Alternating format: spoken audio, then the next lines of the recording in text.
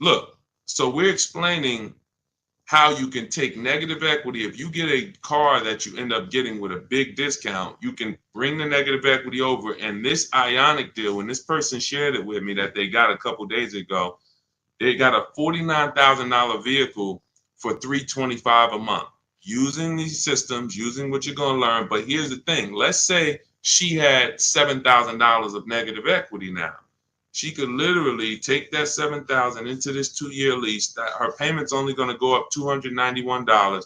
There'll be some tax there, so let's just say it'll go up another $310, and we add that to our first $300. So her payment's $610.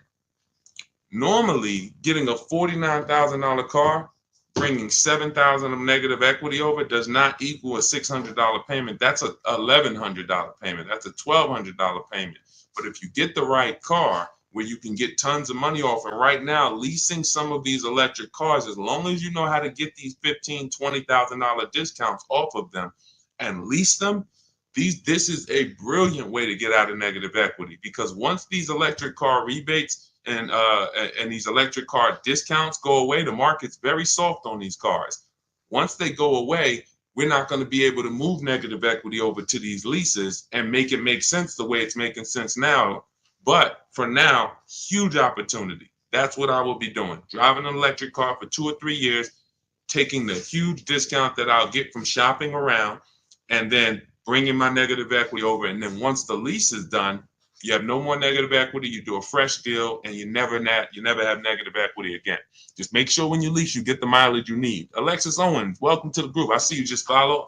Andre Guest, thanks for sharing. Shout out to the sharers.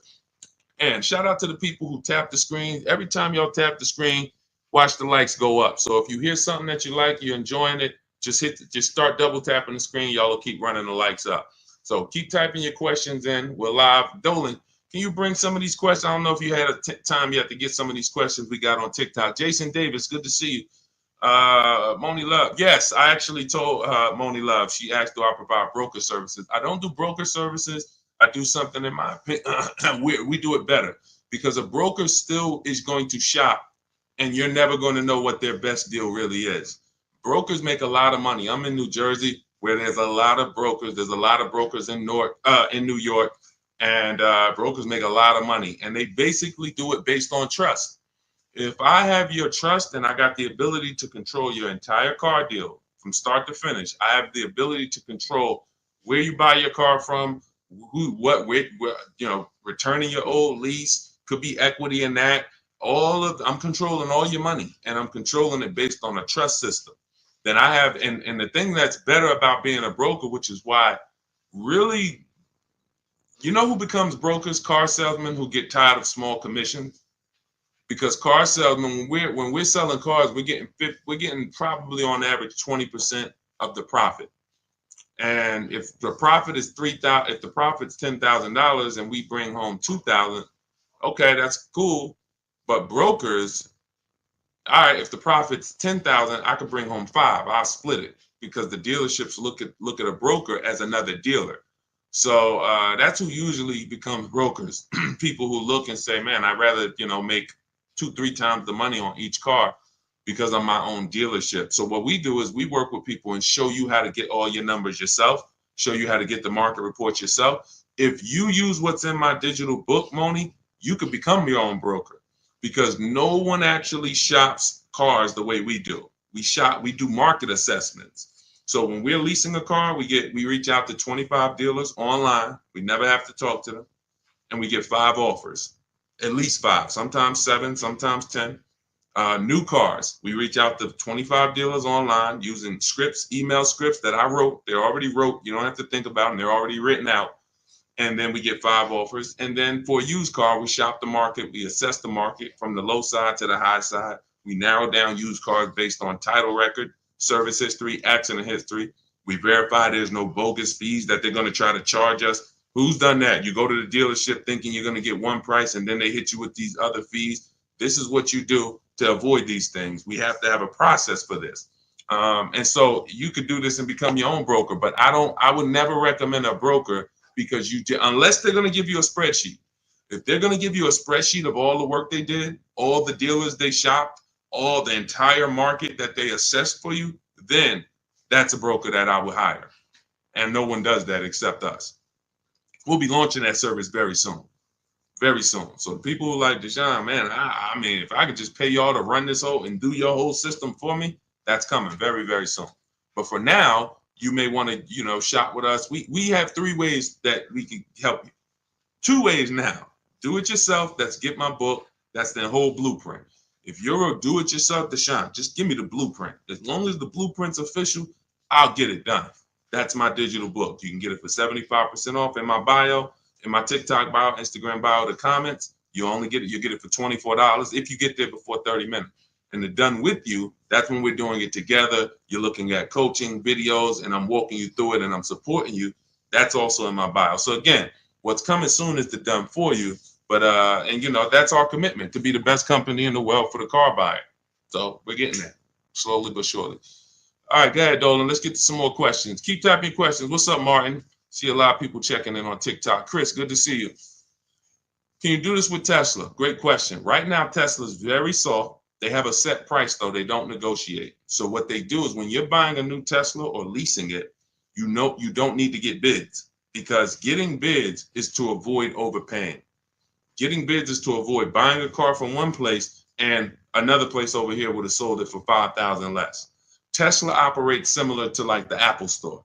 You going to get an iPhone in California, it's the same price for the iPhone in Florida, same price in New Jersey.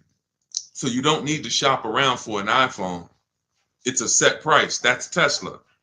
But any other car is different. Every other car, it's different prices. 3,000 more here, so that's the difference. But with a Tesla, you still need to divide if you're going to lease it, you need to understand whether you should buy or lease it. That's based on how long you're going to keep it. And this is proving the point. The point about depreciation that we've been preaching. I've been preaching depreciation so many years to people who say, well, I don't lease cars, Deshone. They limit you on mileage. That's not true. You can pick your mileage up to 30,000 miles a year for most cars. Deshone, I don't like to lease. I'm gonna beat my car. They want you to have the car perfect. That's not true. They give you normal wear and tear. You can bring the car back with dings. You can bring the car back. They expect 3 years of wear. What they charge you for is excess wear, which is similar to negligence, abuse. If you have a baseball-sized dent, that's the stuff. But depreciation, Tesla is proving that people should not have been buying these cars because their cars are depreciating almost worse than any other car on the market. And they sold you based on, we have this brand, Tesla, and people went out and buy these cars. They didn't want to lease, didn't listen to the advice. Now they bought a $50,000 car that lost 20% of its value in a year. These cars that were 40,000, they can get them for 30. This is the dramatic depreciation. Now, had you leased these Teslas, had you leased them, it wouldn't matter to you. You drop it off after 3 years, you pay your low payment. See, leasing protects you against depreciation. Car values drop through the floor, no problem. I'm good. The buyers, that's a horrible situation. I would hate to be in a Tesla that I bought 2 years ago and see the values dropping the way they're dropping. Okay, but yeah, that's what we did. That's the only part of the system that we don't have to shop around for, Brian, which is where we're going to buy the Tesla from. But we still need to understand if a lease makes sense. Divide the monthly payment into the MSRP. If it's 1% or less, you got to steal. If it's between 1% and 1.5%, that's a good deal. The lower, the better. We don't lease vehicles over 1.5. A lot of people got bad lease deals. A lot of people driving around right now in bad lease deals. They put a ton of money down. Their payments are way too high. I'll give you an example. Look. I'll give you an example. Look at Raphael. $45,000 Jeep Grand Cherokee, $549 a month, no money down. $45,000 Jeep Grand Cherokee, no money down, $549 a month. That's great value. India. Look, she got a Hyundai Elantra, limited, with the leather and everything, $365 a month, no money down. That's a below market lease. A lot of people, their problem They got a couple things going wrong with them with leasing. One, they don't understand depreciation. Two, they're not choosing the correct mileage that they need for the lease. Three, they're overpaying for the leases because they're not getting multiple offers. And so when these people tell you, if that's you and you're like, oh man, I don't like leasing, I see why. You're doing it wrong. Follow our system, your leases will be great. You'll pay less than everyone. And that's what we do. Go ahead, Dolan, shoot the next question up. Keep typing your question. Greg the Barber, good to see you, man. I ain't seen you in a while. Good to see you. Greg the Barber, Taz, good to see you. What's going on, Simba girl? Good to see you. Leroy Rogers, stay posted. We got you. I have a 2022 Lexus paid for. Want a new Porsche 2024 or 2025 to buy versus lease. If you're gonna, are you keeping the Lexus? I would listen now. If you bought that Lexus and you're looking to replace it, you're gonna lose a ton of money. And if you pay cash, which is you either paid cash or you paid it off very quickly, what you're gonna see is when you go to replace, first thing you would do is decide, are you keeping this next vehicle? I'm gonna give you your first two steps, Leroy. First two steps, they're easy. How many years are you gonna keep the next vehicle? Is it less than 8? Then we should be shopping for a below market lease on the Porsche. That's very simple. Are we going to keep the Porsche more than 8 years? Then we can buy it, because we're going to avoid all depreciation with a long-term buy. If I got a Porsche outside and I kept it for 8, 9, 10 years, at least 8, then that's okay. Even if I overpaid for it, which I don't want you to overpay. If you really listen to me, then not only will you win with depreciation, but you'll pay less money for a Porsche than anyone else. I helped somebody get a Porsche Macan. He got 10, 15 grand off. He got so much money off, he didn't even understand the numbers. He just said, I had to get like 10 to 15 grand off of this because he had shopped it his way and he saw the numbers were so much higher. And then he met me, he used our system, and the price dropped by like 200, 300, close to 200, 300 a month. And he was like, I had to save like another 10, 15 grand off of this. I'm like, yeah, that sounds right. So that's the first question. You're going to keep it for 8 years. If you're going to keep it for 8 years, then we buy the Porsche. And what you would do is you would now assess the value of the Lexus. If you're going to sell it, you're going to go to CarMax, Driveway, Carvana, KBB Instant Cash Offer, AutoNation, and Car Gurus. Again, I'm going to write that down. These are the companies we sell our cars to that we get bids from. We don't trade cars. We do not trade cars. The only people that have to trade cars are people with negative equity. That's why we want you to come out of negative equity. We don't trade cars. We sell our cars. And in fact, when you trade your car, you think you're trading it, you're actually selling it. That's why it's on that contract. It's on that buyer's order is, I'm selling you my old car for this amount. So we get bids, six companies, Carvana, Kelly's Blue Book Instant Cash Offer, and this takes 20 minutes. So if you're committed to your money, you're going to do this. It doesn't matter if it's that's why, look, unlearn. It doesn't matter if this is a new process. Deshone, I never did it like this. Okay, then keep losing money then. These are your 6 companies: Carvana, KBB Instant Cash Offer, AutoNation, CarMax, Driveway, Car Guru, Sell My Car. That's step 2 in my book. So what we just went over with Leroy was the first 2 steps. One is deciding if we're going to buy or lease. How do we do that? We find out, are we keeping our car more than 8 years? If yes, we're going to buy it. Are we keeping it less than 8 years? We're going to shop for a below market lease. That's how we're going to beat depreciation. Now, once that's decided, we move on to our equity assessment. And that's what he's about to do. Go to those 6 companies, get the offers. Greg the Barber, I can't get my wife to understand leasing is better than buying because we trade cars every 2 years. Just bring her on here and show her the numbers. Just show her the numbers. Show her what a below market lease looks like. Look, Rosalie, she gets a $60,000 vehicle, $592 a month. $60,000 QX. That vehicle is $1,300 a month to buy. Let's continue. Teddy, $73,000 BMW. $856 a month. Now these are below market leases. If your wife is looking at commercials and saying, oh, they want us to bring $3,000 down, all of these deals are no money down leases. You got to understand something. What you see on commercials are never going to be deals. A deal is when a dealer doesn't want to make it, but they have to. They decide, I have to make it. I need the number, whatever. That's a deal. A deal is not a commercial that's seen by 10,000 people that come on in and get these prices. So look at Zafrina, $65,000 vehicle, $579 a month. So below market leases, how do you get them?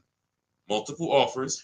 I have the best system, in my opinion, and a lot of people's opinion, for doing this because we do it from home. The Cars from Home system is the best system for getting multiple offers from home. So you can get your book. My new digital book is called Cars from Home, 7 Steps to Saving Time, Money, and Avoiding Dealerships. And you'll have the entire blueprint on getting below market leases, purchases, new cars, used cars. And you can get it for 75% off as part of my welcome offer. It's normally a $97 book. It's worth every penny. You can Google it. You can see it's 5-star rated. But as part of my welcome offer, you can get it for 75% off for 30 minutes only. In my TikTok bio, my Instagram bio, the Facebook comments, or the YouTube comments. But you got to get there before 30 minutes is up. It's numbers. It's numbers. See, numbers shock people out of emotion. Me talking to you about why leasing makes sense, that's not enough to break the programming of people who programmed you not to lease. That's why I go right to the numbers. Now, yes, I'll explain depreciation, what's making these numbers so low, what the risks are taking of not leasing, and then the car depreciates and now you lost money, because if you were going to sell a car for a certain amount and it depreciated 10,000 because you put a lot more miles on it, then your car is worth a lot less. You lost money. So I could talk to you about that, but bigger than anything is, hey, let me show you these lease payments on below market leases. That's what got me. When I was in GM, my manager said, hey, D, you want to, I was like, hey, I need a car. He was like, hey, you know anything about leasing? I was already selling cars and I really didn't understand leasing. And he helped me at 22 years old get my first lease. It was a $20,000 car, $256 a month. I had friends that had brand new cars. They were paying double. And mind you, these weren't fancy. These were Honda Civics, Toyota Corollas. They were paying $500 a month. I'm paying $256 a month for a similar price car. I never got in trouble. I got the mileage I needed. Drove 12,000 miles a year at the time. I needed that. One lease, I drove 15,000 because we were doing more miles. I bumped it to 15,000 a year. Leasing is a numbers thing. We drive off the lot in the same exact car. Your payment's double mine. You lost. Now, in the long run, if you keep the car, pay it off, and keep it for 8, 9, 10 years, then you didn't lose. But if you think we're going to drive off in the same car and your payment's $200-300 more a month than mine, because you say, oh, well, I'm buying mine, no, this thing's going to be paid off one day, then you lost, man. I don't care what you do. Look, see me in a couple years. Look at how much more money is in my bank account than is in your bank account. The money that's in my bank account is in your car. It's going to the bank every month. I do this, man. I'm trying to desperately shout from the hills to get people to stop buying these cars if they're not keeping them 8 years. Losing you've already lost thousands of dollars. Thousands, you've already lost. Once you come over to understand this, you'll realize that I should have been doing this 10, 15, 20 years ago. I'm paying off my cars, flipping them, paying them off, flipping them, buying them, not even paying them off, flipping them. I'm trying to flip cars. I'm trying to flip depreciating assets in the short term. So many reasons why this doesn't work. I could kill this all day long. But again, it comes down to the numbers. Below market lease deals, there's no comparison. All right. But you'll have the system for how to get them in my book. So it's a digital book. So it'll be in your inbox before you even get off this stream, as long as you get there before the 30 minutes is up. Go ahead, Dolan. Shoot the next question in. Keep typing, y'all. We'll get through as many as we can. Yep. Energy guy for life. I have a car bought, but I owe more than it's worth. How do I get out? We talked about that. That's actually what we started the show with. So what I would do is I would go to either YouTube, Facebook, and rewind it, watch the beginning, because we started talking about the first question we got was about negative equity. So we spent time talking about how you need to maximize your value, get offers. I don't want to go over it again because there are people on here who is anybody who needs to hear about negative equity? Type of 1 if you need to hear about negative equity. We might hit on it again. But there's a lot of people on here that were on here earlier that they heard about it maybe 20 minutes ago. But we'll see. Let's if a lot of people end up saying they want the question, then we'll come back. But again, I don't like to spend 10 minutes or 7 minutes answering a question and then another 20 minutes down the road I answer the same question. All right, go ahead. Let's go, Dolan. Bring the next one up. Let's go. Do you have your book in hard copy? No, it wouldn't be available in hard copy because it wouldn't be good to do in hard copy. Websites change rapidly. Vroom, we used to get bids from. Vroom bought a lot of our cars. They were in the bidding process when we sold our cars to them. They were in our equity assessment process. And when we shop for used cars, we use a process I call the multiple marketplace strategy. They were in our multiple marketplace strategy. They go out of business. If you were using a hard copy of my book, you not only have to get another copy, you be going on websites that no longer exist. And that just wouldn't be an ideal experience. Thank you, Bridget. That wouldn't be an ideal experience. Another thing about the digital book is we get to actually link you to scripts. This is an online process. So if you're not comfortable with a digital book, this may not be for you. I'm just being honest with you. This is not for everyone. You need to be able to copy and paste, email. Like, this book wouldn't be for my dad. That's just real. My dad wasn't really comfortable with copy and pasting and sending emails because he doesn't need to do it for his daily life. He can send an email. It's just going to take him a couple. So when we're using our system, we're doing a lot of copying and pasting, opening up websites. So it wouldn't make sense to have a physical book there because I have scripts that we use. I have online calculators that we use that I invented. There's 5 calculators in the book that I actually invented, wrote the code for. You can't get them on Google. So these are all some of the reasons why it could never be a print book. It wouldn't make sense. And there's a lot more in there. All right, there's 7 paths. A lease path, but a lease path with with a third-party equity assessment, a used car path, paying car path. We have links that warp you to keep you on track. If you were reading a physical book, it just wouldn't work. That book is uniquely written as a digital book for a reason. It's not like I wrote an ebook because I didn't want to put out a physical book. It would be simple. It's much more simple. But this is a complex. We needed the links and to be able to certain parts you get to in the book, and I say, hey, click here if you want to watch a video on this subject. And you're like, whoa, okay. Oh, it's a video. I can understand this. Couldn't do that with a physical book. So if you want to get your copy of Car From Home, my new digital book, you can get it for 75% off as part of my welcome offer in my TikTok bio, my Instagram bio, the YouTube comments, or the Facebook comments. It's normally $97, worth every penny, but it's part of my welcome offer. You get there before 30 minutes. You got 30 minutes to get the 75% off. You get yours for $24. Make sure when you get your book, you screenshot the thank you page. Right after you pay, the book is on that page. As soon as you pay, it says access your book below. It also says I'm emailing you a copy. It also gives you my support team's email in case you don't get your book. Because a lot of people type their email wrong. Just reach out to my support team. They'll get you the book. But you have a copy of it as soon as you pay right there in that link. And keep that link. All right, go ahead, Dolan. All right, what is going on? I see you, Greg the Barber. We'll get that one in.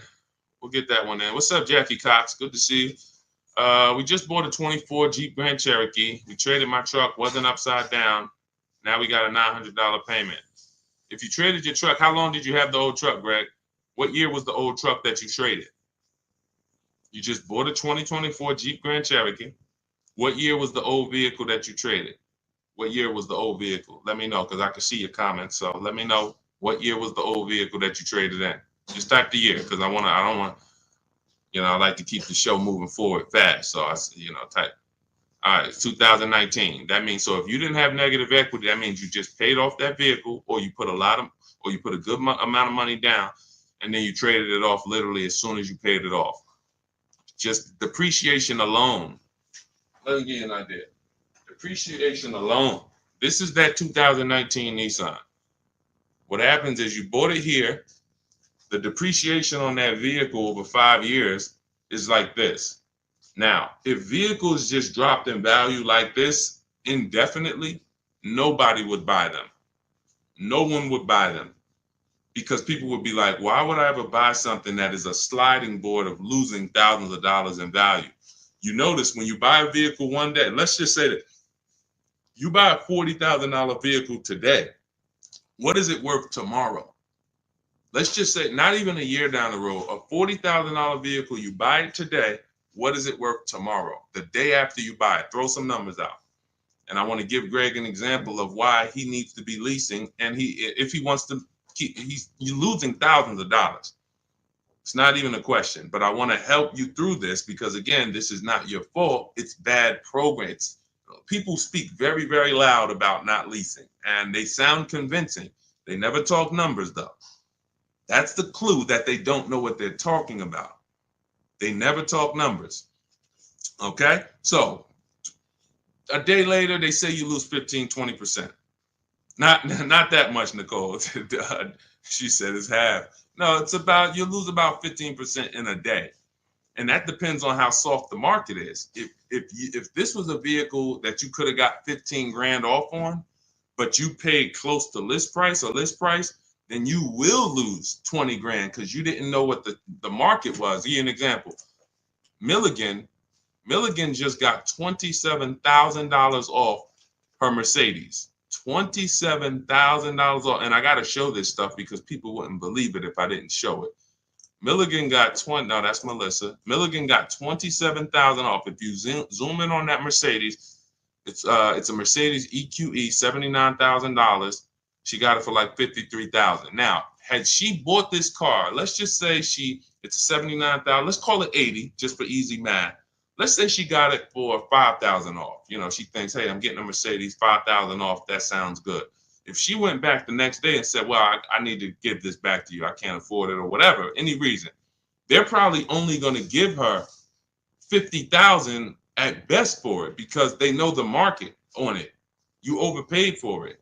It doesn't matter. Like this vehicle, you overpaid for. So although you paid 75, the vehicle really, the new market was only like 50 in the 50s.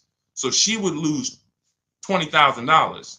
She would lose, $20,000 on that purchase. It's very dangerous to not shop the new market for a vehicle because you don't know how soft the vehicle is. So we call a vehicle that needs a big discounts to sell it. And some dealers are taking off 7, 10 grand, 15 grand. They got big rebates. That's a soft vehicle. It's a very soft market. Very dangerous to buy these cars without shopping the market because you're going to lose. But let's get back to Greg. If vehicles just kept losing value like this, you never buy them because people will be like, man, these things are just, like throwing a stone in the ocean, but they don't. Eventually, they start to level out. So a vehicle that's worth 11,000, next year it'll be worth 10,000. And then the following year, it's only going to lose, maybe there are people on here now, some of you've had your vehicle so long, the amount that it's worth today is going to be the same amount it's worth next year. Your vehicle's worth 8,000 today. A year from now, it's going to be worth about, 75, 76. This is now what your depreciation looks like. But in your case, Greg, and people you're buying these cars, you're literally riding the depreciation out sliding board, losing tons of value. And then as soon as you're about to start leveling out, you go and you get another vehicle and you do it again. You're just taking sliding boards, losing thousands of dollars all the time, over and over and over again. And that's just a recipe for losses. How do we avoid them? We get below market leases. That same Jeep Grand Cherokee that you got, look at how much you're paying for it. And look at how much Raphael is putting into hers. Raphael got a 2024 Jeep Grand Cherokee, $45,000 vehicle, $549 a month, no money down. You're tying up thousands of dollars in that car. Thousands. Raphael is driving the exact same vehicle as you, $549 a month. Zafrina, you got a couple people on here got Jeep Grand Cherokees. Zafrina has a $65,000 when she got the electric version, 2024. She's paying $579 a month. You bought this car, 65 grand. If you put no money down, you're paying $1,100-1,200 a month. Actually, no, that's more like $1,300 a month. Depends on what, even with a big discount, $1,100 a month, 5 years. These are huge payments compared to what Raphael and Zafrina are paying. And you might say, well, my payment's lower. Only way your payment's lower is you gave them a lot of money up front. You gave them 10 grand, or you gave them your trade. I didn't put any money down, but I did trade in my vehicle. Your trade was worth 10 grand. So it's just replace the trade in with cash. This is real money that could be in your bank account. And I'm gonna tell you something before we move to the next question. Let me tell you something. I would look. Melissa learned. She learned because she was just like you, Greg, just like you, and people like you. Listen, Greg, I'm not isolating you out. This is just a great example of what millions of people are doing. You know, this is, and again, I wouldn't know this if I hadn't been in the business. I'm not smarter than anyone. I just spent 14 years in this industry, and I love math, so this comes very easy for me, thank God. But you look at Melissa. Melissa, once you find out that you should be leasing, instead of trading these cars and selling them and putting all this money and keeping your equity in your vehicles, you should be selling your vehicle, putting the equity in your bank account, and then moving forward. Why can't I find Melissa's deal? Hold on. Here we go. So Melissa, she says, Deshone, I learned about leasing. I'm not buying anymore. She replaces her 2018 Kia Sorento. She got her bids. Her highest bid was from Carvana, 12 grand. 12 grand. So she normally would take most, if not all of that money and just roll it over to her next car. She ends up getting her Honda. She gets her Honda lease. She gets a 15,000 mile a year lease. Well, we shot with 12. So she ends up getting it for about $575 a month. She got a Honda. Hold on, I'm trying to read this fast. She got a Honda Pilot EXL. That's probably it's probably a $45,000 vehicle, maybe 48. She got it for $575 a month. And look, nothing out of pocket. And look, she put the $12,000 in her bank account. So now her car payment is low, not high like it was when she was buying the Kia. And she literally pulled all that money that she used to keep in her cars, rolling them over. She pulled it out, put it in her bank account. Imagine selling your car and actually putting the equity in your bank and still leaving in a brand new car with under your budget. That's what happens when you move from buying as a short-term buyer, not keeping 8 years, into leasing. It'll change your world. And again, only thing you're going to say is, man, I should have been doing this years ago. I should have been doing this a lot. You know, we don't even get to harping on the money you lost. Do you think prices will continue to drop on vehicles? I do. We always get deals. We were getting deals when people thought there were no deals. All through the pandemic, we had people getting deals. Bonita right here got her Kia. She got her Kia Telluride. This was a dream vehicle. During the pandemic, and look at the year. You can see the year. When she got hers, it was 2022. Literally, people were paying $10,000 over sticker for these vehicles. People were leasing these Tellurides for $800 a month, $900 a month. She got hers for $600 a month, no money down. This is pandemic. You know, we've helped. I started this in 2021 in the middle of the pandemic. Everything that when you see people all on my pages, you know, there's deals everywhere. There's never a point in time where I go to buy a car in the last 15 years and I'm like, oh, there's no deals out here. Because again, there's always going to be a dealer who's going to sell. You just have to learn to find them, Nicole. You keep going into the local dealer thinking you're supposed to be able to negotiate a good deal with them. 8 out of 10 dealers are overpriced. We've proven that. Why? How can I tell you that confidently? Because all of us shop the market. You shop locally. We shop the market. What you'll learn to do with Cars from Home, my new digital book, is to shop the market. You go local to 1 or 2 dealers, they already know. NADA they taught us. When we were car salesmen, NADA taught us that people only shop 2 car dealers on average. So if those are the statistics, your local dealer knows that. They know as soon as they see you walk in, you know, can I get a quote? Can I pick a car out? odds are this person is not going to shop more than one other dealership, and we're going to get them. If we just work and smile and be courteous, they're going to pick us. If they don't buy today, maybe we could get their business next week or something like that, but they're not shopping the market. That's where you lose. So when those two are high, you think the whole market's high. But using our system, what you're going to learn in my digital book, Cars from Home, 7 steps to saving time, money, and avoiding dealerships. I think sometimes I say that title too fast. It goes over your head. Cars from Home, that's a mindset, because we spend 90% of our time here. All of these people that you see me sharing in my streams, they are literally in their house 90% of the time to get these deals. Cars from Home, 7 steps. That means it's a process. It's not you're not winging it anymore. You're not winging the process. It's a 7-step process. Step 1 is the most important question. We're deciding whether we're going to lease or buy. Step 7 is delivery. By the time you get to step 7, you're taking delivery of your vehicle. 7 steps to saving time, which is what I love, money, which is another thing I love, and avoiding dealerships, which is something that most people want to do. So just in the title alone, you could understand what you hold us accountable to delivering. And when you Google the book, you'll see we deliver on this. It's a proven system. We've been doing this for 3 years now, and we have hundreds of people who've used the system. And grandmothers, single mothers, introverts, men, children. I'm talking young kids. Like, system works. It's like McDonald's. So you can get a copy of the book. It's a digital book. It'll be in your inbox in 3 minutes. Go to my TikTok bio, and it's my welcome offer. You can get it for 75% off, but it's only for 30 minutes. The book's $97. It's not $24.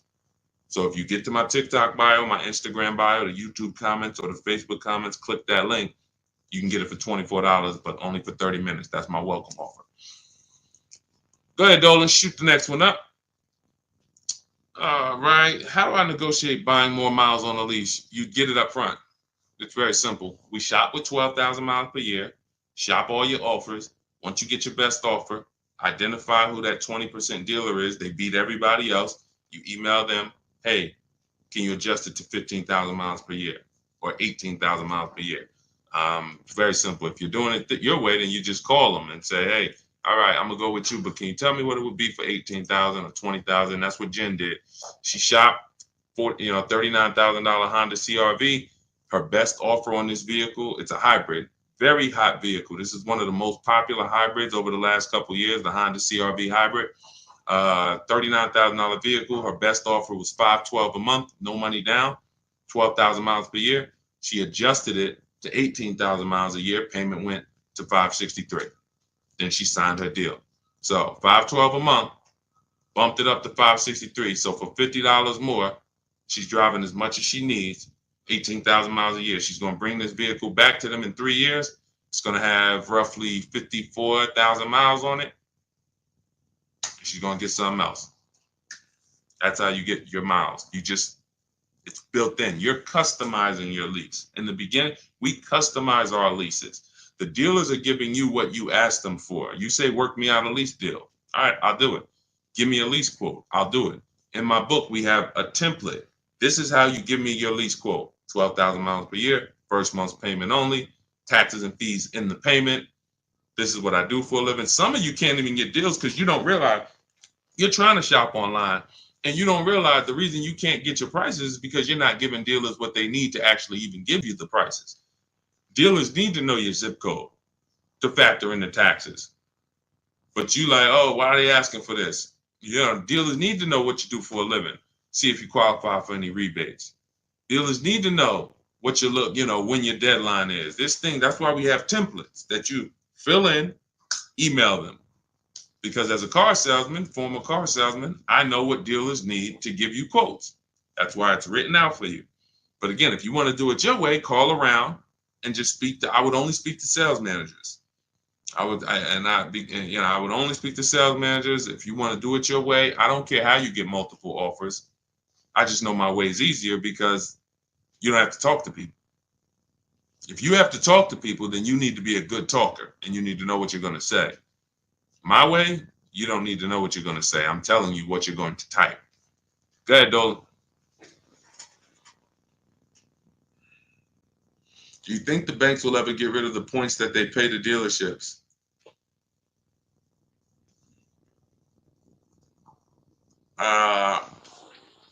Commissions. Let's use, because you use a form of a commission. That's all it is. You could say it's a point. You could say, I mean, I could pay you a point, or I could pay you a flat, but I'm paying you for selling this loan for us. So do I think that a person who sells financial products will ever sell them for free? No, I don't. No.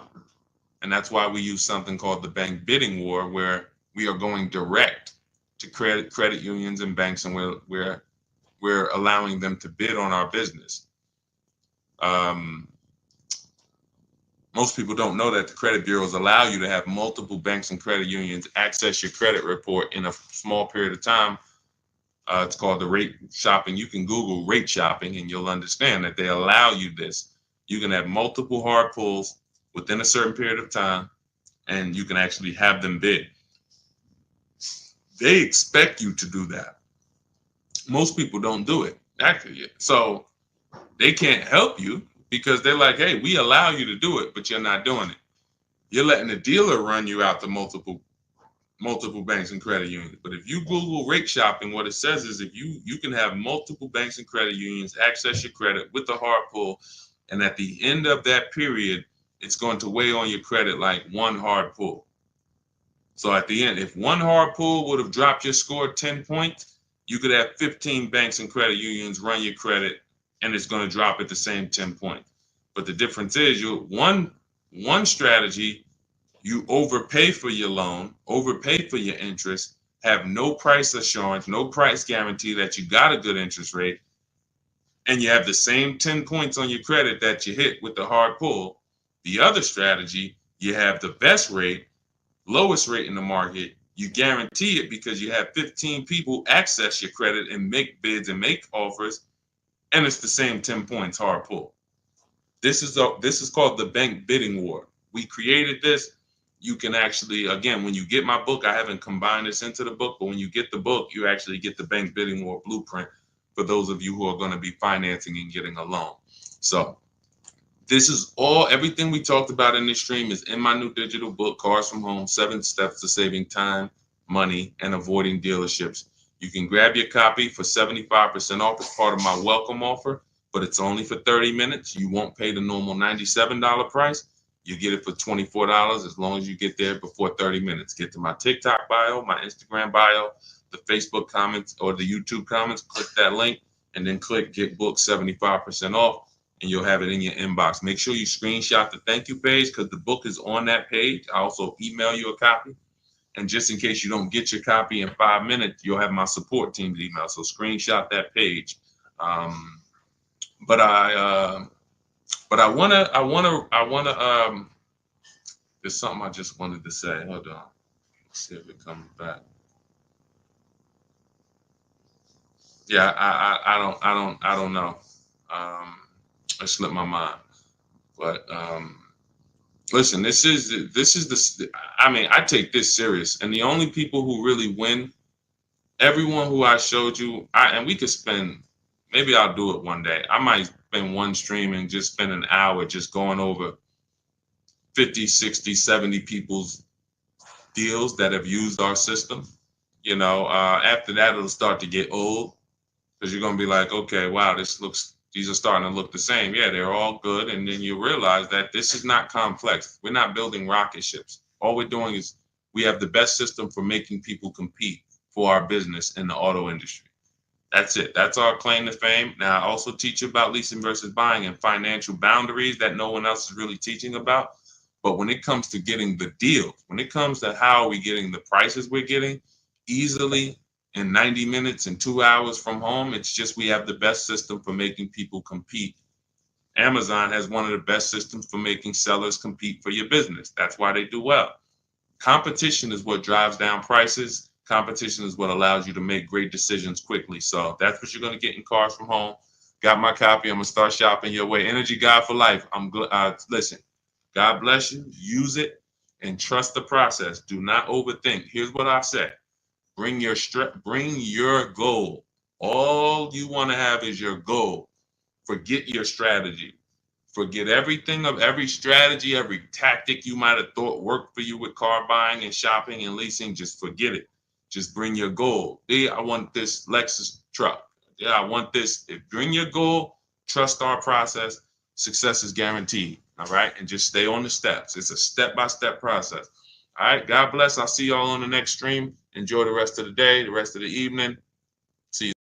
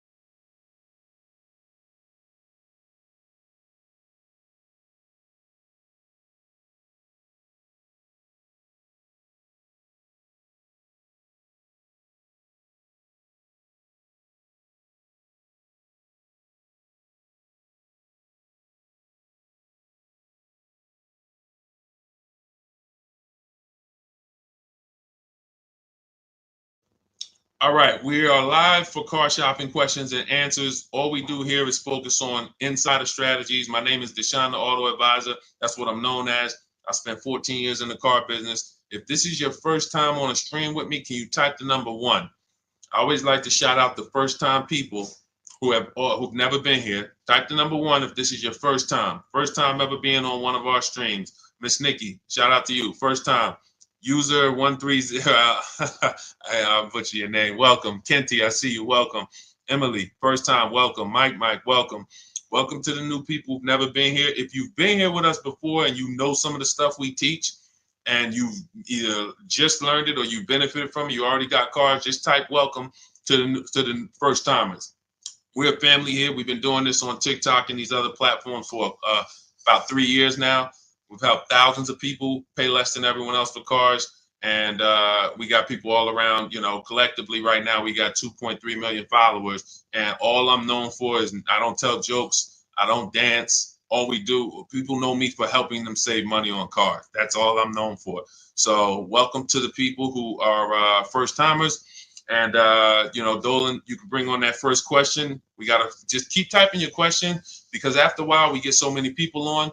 If you don't get your questions in now, you're probably not going to get it answered. And I'm just being honest because there's more people come on when now we're on Instagram now live. We're on YouTube live. We're on Facebook live. So once these questions start coming in from all these platforms, you're going to have a harder time getting your questions answered. So type them now. Okay, can you explain why someone would pay over sticker price? There's only 3 prices that you can pay for any vehicle, Carla. Market value, above market value, or below market value. Above market value is reserved for the people with no strategy. There are people who just do not have a car buying strategy at all. They would rather get it over with. That's their strategy, get it over with. And they'll close their eyes and sign. They might say no one time, and then they're going to say, all right, I'll take it. And those people pay above market value. They don't have any strategy. That's reserved for them. Market value. That's reserved for the people who negotiate. They're going to feel for the bottom, but they don't actually know where the bottom is. So when you are in a car dealership, you are negotiating. If you're doing this, I warn against this. But again, you're not paying above market value, but I warn against this. Why do I warn against this? Because I spent 14 years in dealerships. You'll never know the bottom. And so if you're trying to feel for the bottom, you are playing a dangerous game because you don't know what rebates we have. You don't know what we own the car for. And so you're now negotiating and making deals based on what you think to be a good deal, what sounds good, what feels right. Dangerous game. Now, sometimes you can gamble and it can work out. But if you, when we talk about this third price, which is below market value is reserved for people who make people bid. And that's what we do. Here at Car, what we do is we make people bid and we guarantee we pay the bottom price. It's very different than negotiating. See, who doesn't like negotiating? Type me so I know who I'm talking to. If you don't like negotiating, type me. Now remember, negotiators pay market value. They're not going to pay above. You're usually never going to get a negotiator to pay above market value.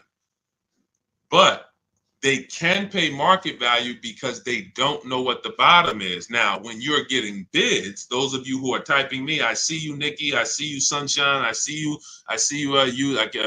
Miss Nikki. I cannot.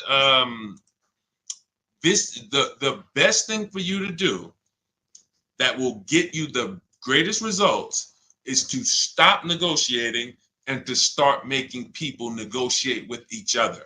And that is called bids. So you could be the worst negotiator in the world. I see you, Norna. If you have 5 Nissan dealers submitting an offer to you, you're going to pay less than a negotiator. Someone who's in there negotiating with 1 Nissan dealer, you're going to pay less than them. And I'm going to tell you why. 80% of dealers are overpriced. They are never going to give you a below market deal. Who's heard a dealer say, that's my best offer? Most times they're not lying, especially if they let you walk out. If they let you walk out, that's their best offer. But that's not their competition's best offer. Lock that into your mind, because you know what we're big on here, unlearning and relearning. That's why all around me you see it, unlearning, relearning. You're not going to, a Nissan dealer in one city is a different best price than a Nissan dealer in another city. And so when you see how different these prices are, it's going to blow your mind. The same $35,000 Nissan Altima, one dealer is going to sell it over sticker to somebody. One dealer is going to sell it for $2,000 off to somebody else. Another dealer is going to take $4,000 off for someone else. They're all different. So the difference, Carla, is not just because I think we've answered your question on why someone would pay over sticker. They're not doing it because they want to. They're doing it because that's all they know how to do. If this is the best, they're doing that thinking, Carla, this is the best I can get. No one signs a car deal without thinking this is the best I can get. You get what I'm saying? So if they're signing it in their mind, I can't do any better than this. And most times they're right. With no strategy, they're not will. This is what it is. We had tons of people during the pandemic paying over sticker for cars. And we all around, while the people we were working with were paying list price and getting discounts still. Felicia came in, she got a BMW in January 2022. This is still heavy pandemic. She got a $1,900 discount on her BMW. And you'll see a ton of people. I'll show you, if you guys have been on my streams, you'll see we show a lot of people's deals, because everybody who makes a deal using our system, they send the deals.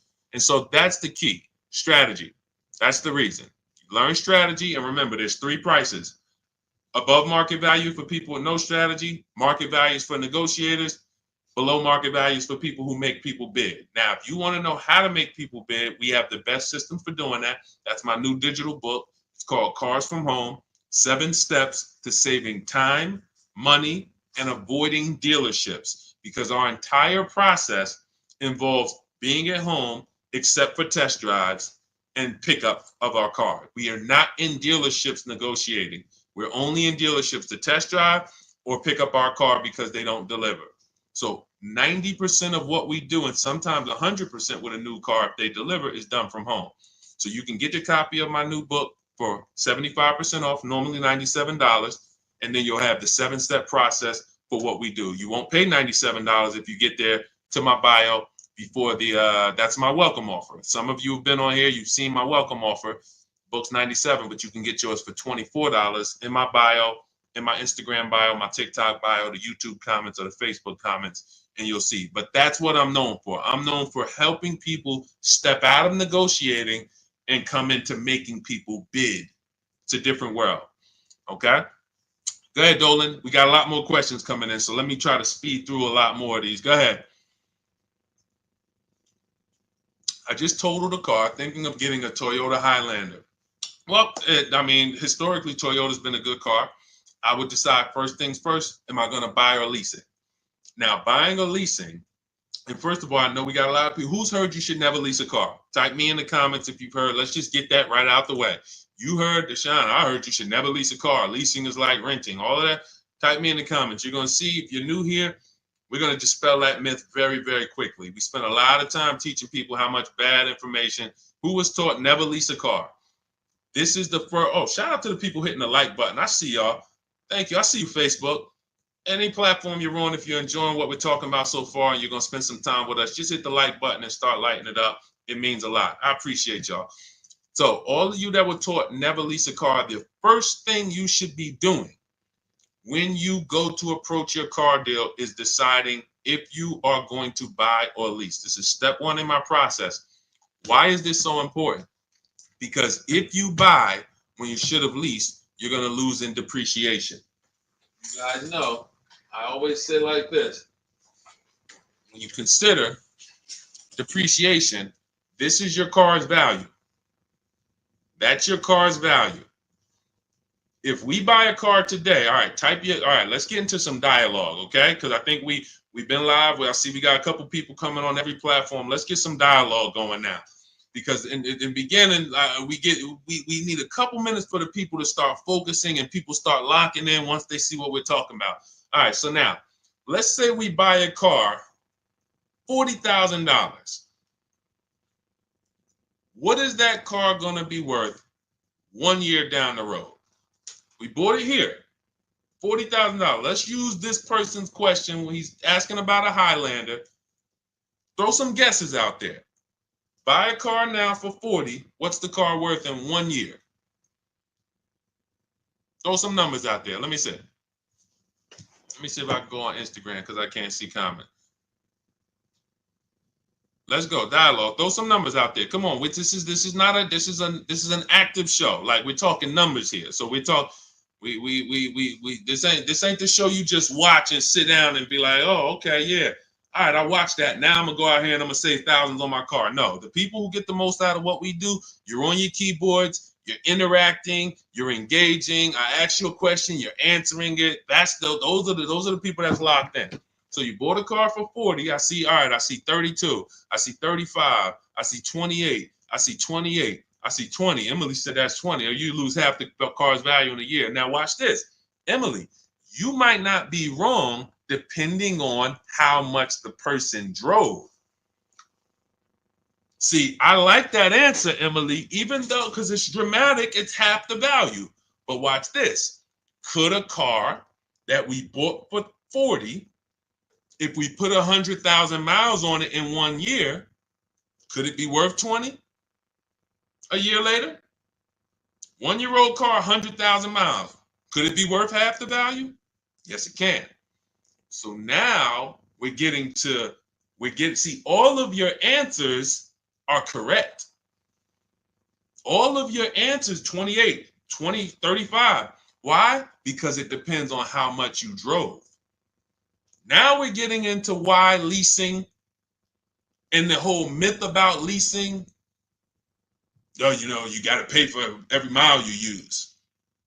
Well, we just clearly proved a point.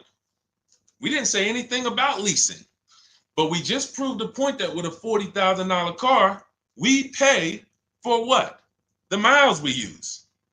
If we were going to sell a car 1 year, and then a year later we come back and we say, hey, the car has 100,000 miles on it now. Can you pay me what you were going to pay me last year? And they're like, wait, you put 100,000? No, I'm paying you a whole lot less. So you pay whether you buy or lease.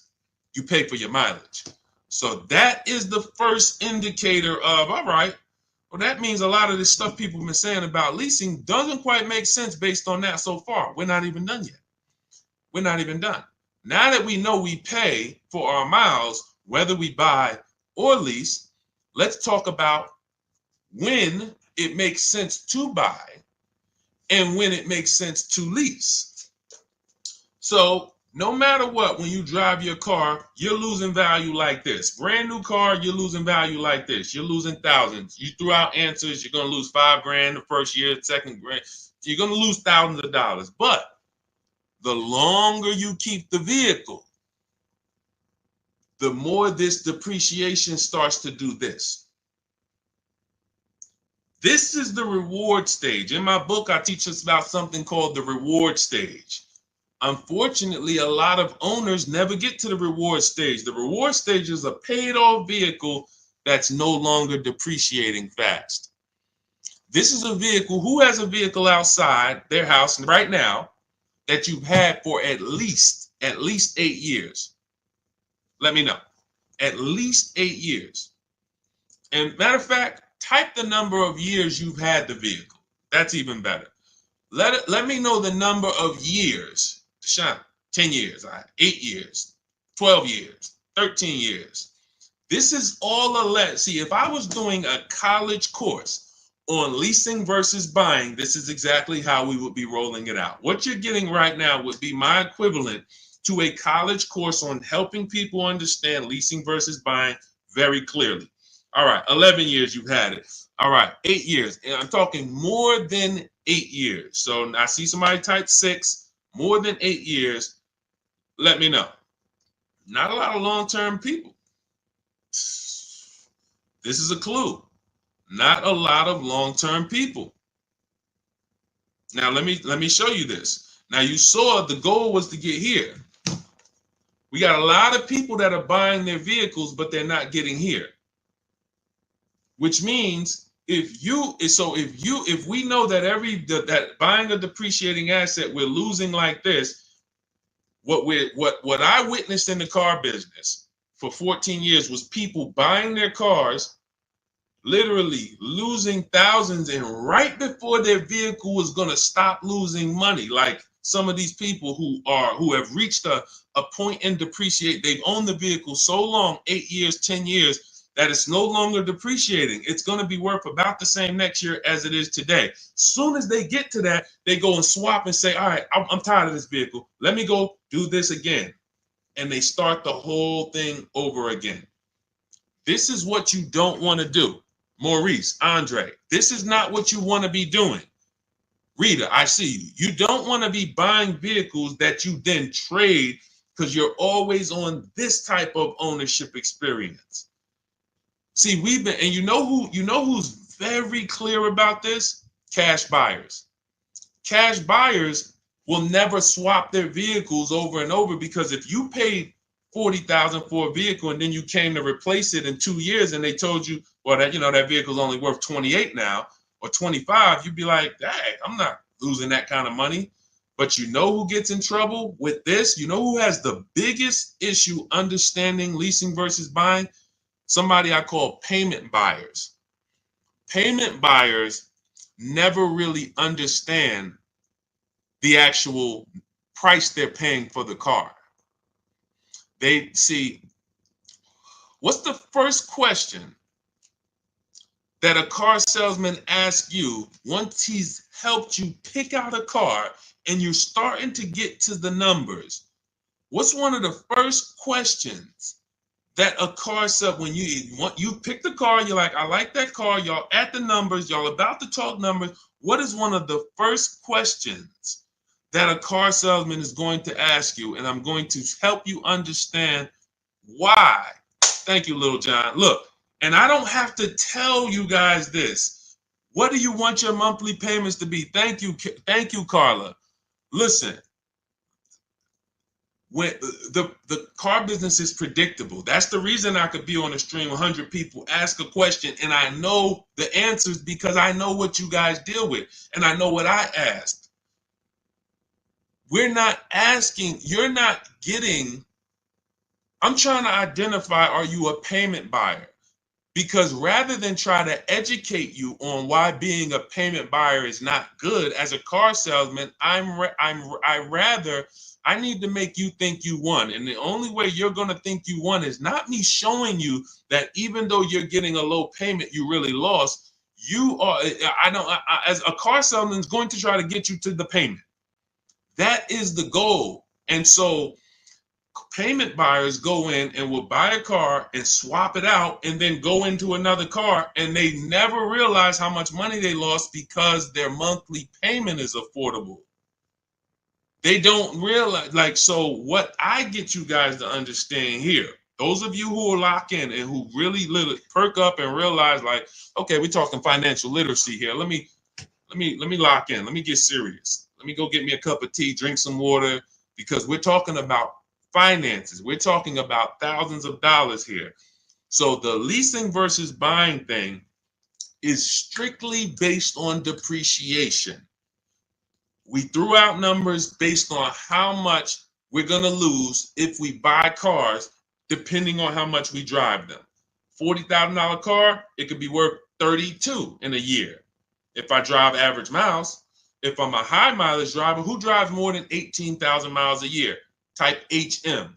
Let me know. If you are a high mileage driver, you drive more than 18,000 miles a year, type HM. If you bought a car for 40, that car could be worth 28, could be worth 28 in a year. So you're using what's killing you, not your monthly payment. You literally, we didn't talk about that. That doesn't matter. We're talking about what is the value of the car you're driving.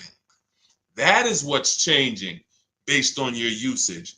That's what you pay for, whether you buy or lease, based on how much you drive. So now that you understand that, how do we pay the least? How do we minimize that? Okay, we're losing that there. Is there a way that instead of losing that 12 grand in a year, I could lose less? That's where the below market lease comes in. Or that's where your long-term buying comes in. In the short term, buying a depreciating asset, you can't win. There's no way you're going to change this.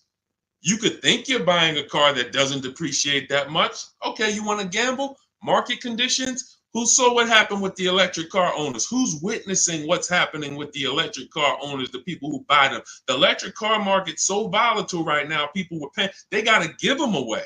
They're doing 15 grand off. Look, some of our biggest discounts for our people who listen to us are coming from electric cars. Milligan got $27,000. Look, if you're on Facebook, YouTube, or Instagram, you can see this. Milligan got $27,000 off. Wait, no, that's Melissa's deal.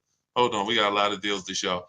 She bought a $79,000 Mercedes. She got it for 51. It's a Mercedes EQE, electric Mercedes. Beautiful. You see these new electric Mercedes? They're gorgeous. They look like beautiful machines on wheels. She got $27,000 off. Sean, he got an F-150 Lightning, $73,000 vehicle. He got $21,000 off of it. That's the brand new market. That means the new market on these electric cars is very soft. They have to discount them. So when you get 5 grand off, 10 grand off electric car, you could be leaving huge money on the table. But the point I'm trying to make is in the buying, in the short term, you're dealing with the volatility. When we lease in the short term, we don't have the volatility. Let's take a person who leased an electric car. Look, Zafrina, 2024 Jeep Grand Cherokee, $65,000 vehicle. She's paying $579 a month, no money down. Now, she's not worried about whether the price of that the value of that $65,000 Jeep is going to go down to 30.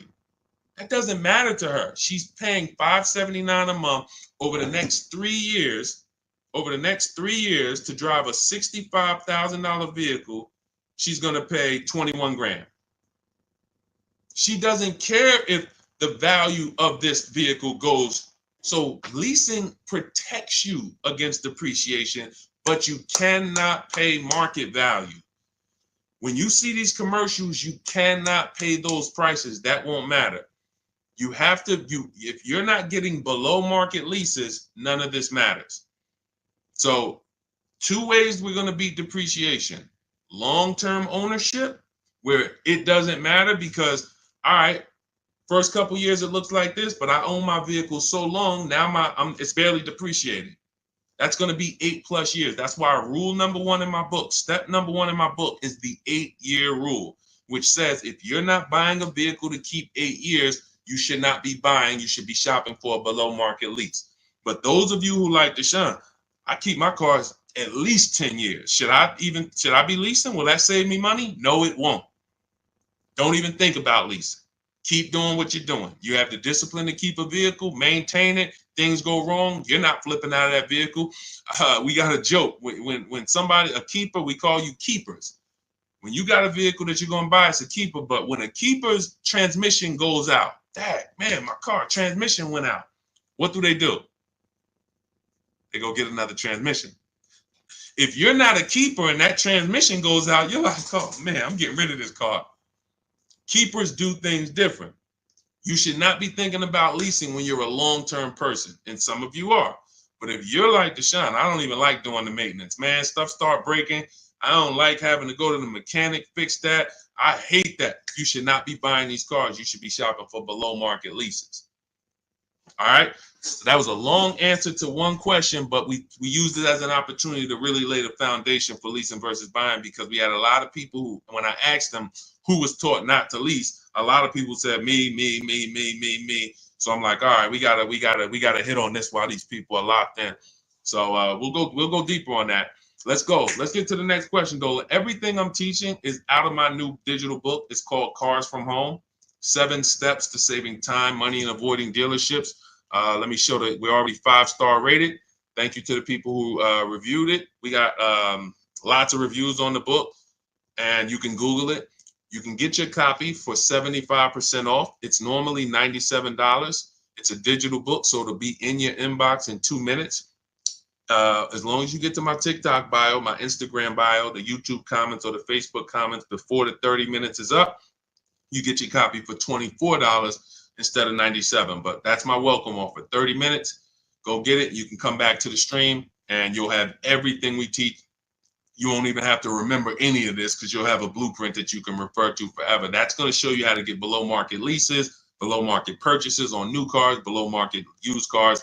Everything from my 14 years is in that book. All right. Let's go, Dolan. Throw the next question up. Shout out to the sharers. I see you, Brianna. Thank you for sharing. Thank you to the people who share. We couldn't do this without you. The people who hit the like button, who hit the share button, we appreciate you helping us spread this message.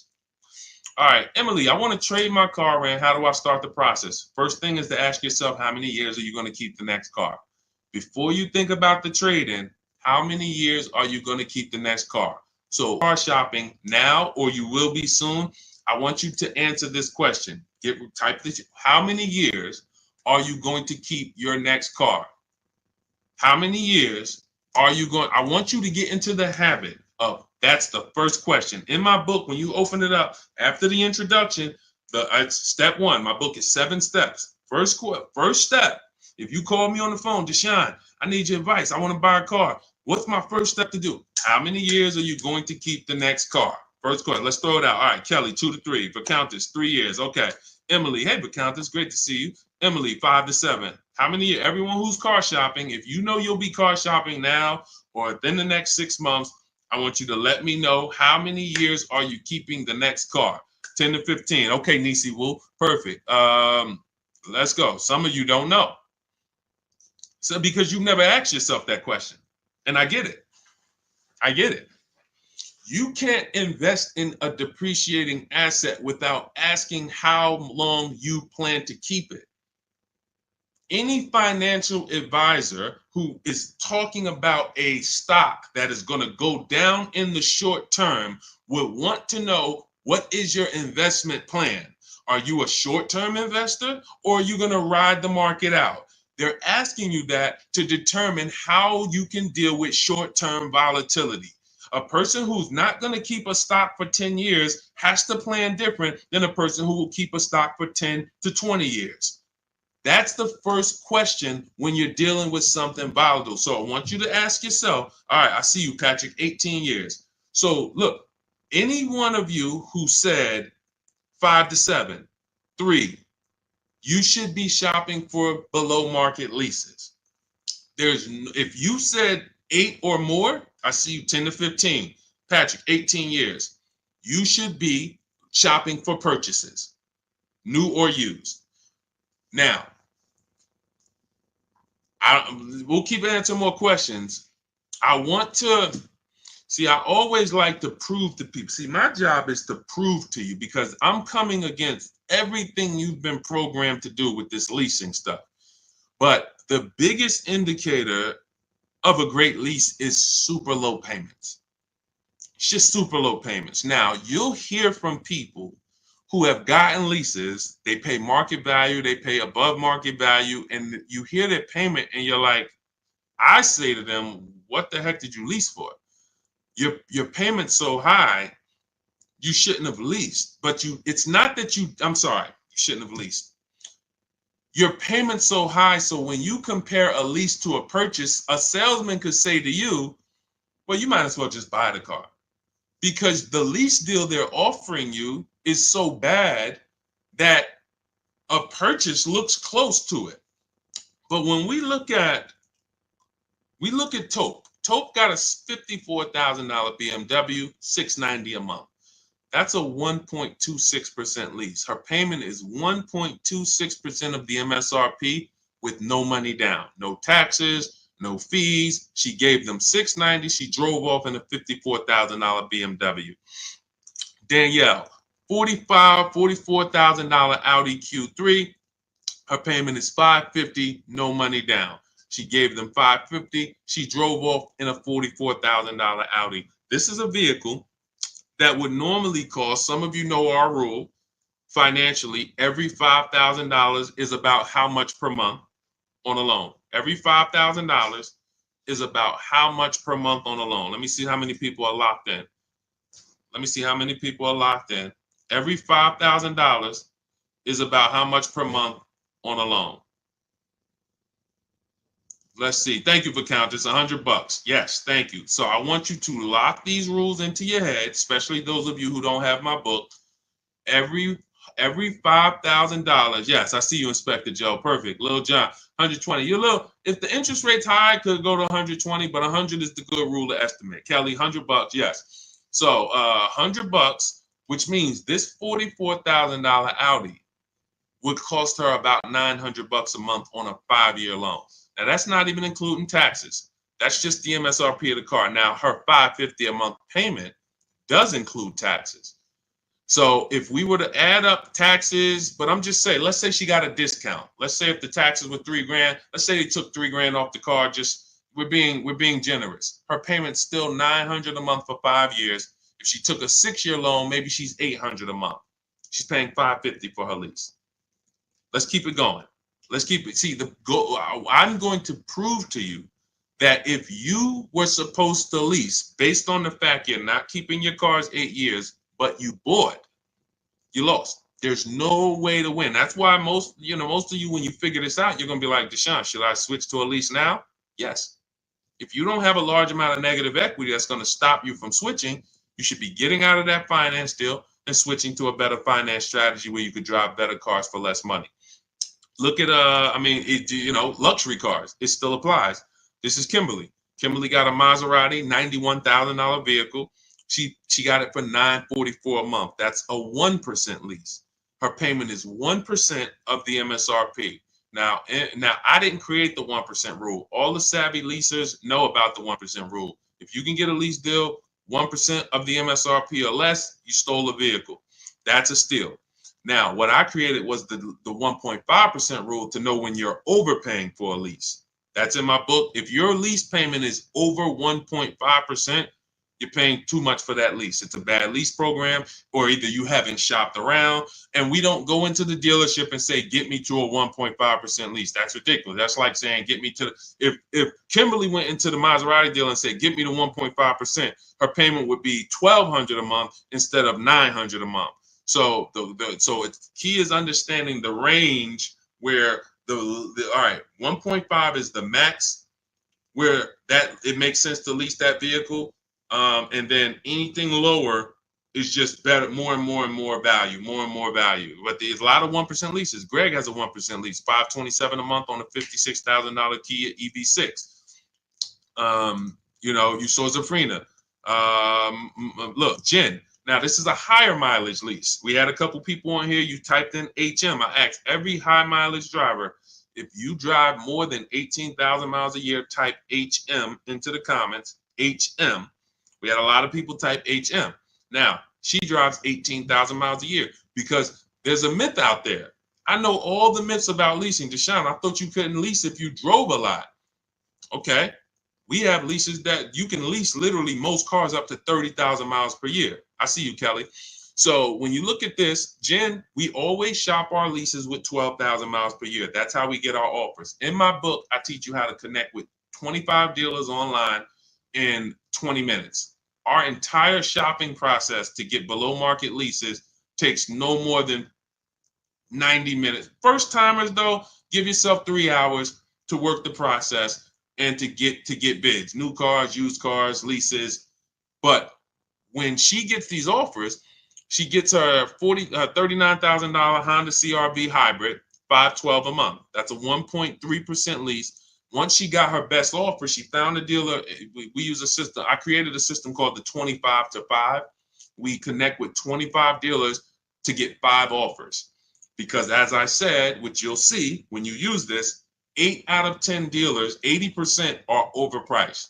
There doesn't matter how much you negotiate, they're not going to beat the lowest price. That's just what they do. If they can't make a bunch of money selling the car, they won't sell it. And that's okay. We don't care about the 80%. We just buy from their competition. We find the 20%. So she gets her $512 a month lease, and then she had them adjust it from $512 to 18,000 miles a year, and it's $563. For $40-something, $45 more a month, she goes from driving 12,000 to 18,000. And that is, see, it's not being a high mileage leaser, unless you have no negotiation, unless you have no shopping strategy, being a high mileage leaser doesn't result in, oh, I'm paying $200-$300 more a month than what I would get. All you're doing is adding a couple more dollars for your high mileage after you've already shopped your best deal, and you can drive as much as you want. Jen can drive her 18,000 miles a year, drop off her Honda after 3 years. If she bought that Honda and drove 18,000 miles, think about how much she'd be depreciating it. In 3 years, she got 56,000 miles. 4 years, she's got 70-something thousand miles. Think about how much that Honda would depreciate in 4 years with 70,000 miles. She's paying $563 a month. She'll drive it for 3 years and go do it again. She's never tying up her money in this vehicle. Not to mention, if she bought that vehicle and did a no money down deal like she did on her lease, $40,000 vehicle, taxes, everything, she's paying $800 a month plus. And she's going to have negative equity because she's depreciating it too much. So these are the principles. The first step, when you said, how do I start the process, Emily? First step is, how many years am I keeping the car? I call it the most important question. That's why it's first.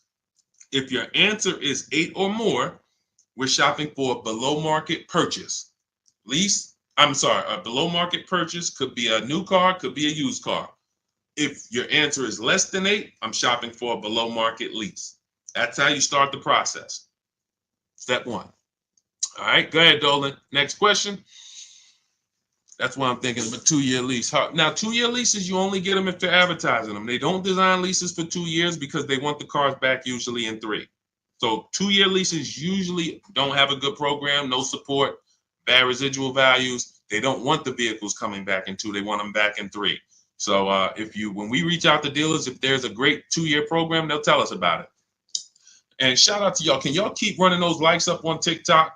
Let's see if we can get to, I don't even know. I don't like to have a goal. Let's just, if you're enjoying what we're doing, every time you tap the screen, every time you hear something you like, just double tap the screen. Y'all see how fast y'all run the likes up. I appreciate y'all.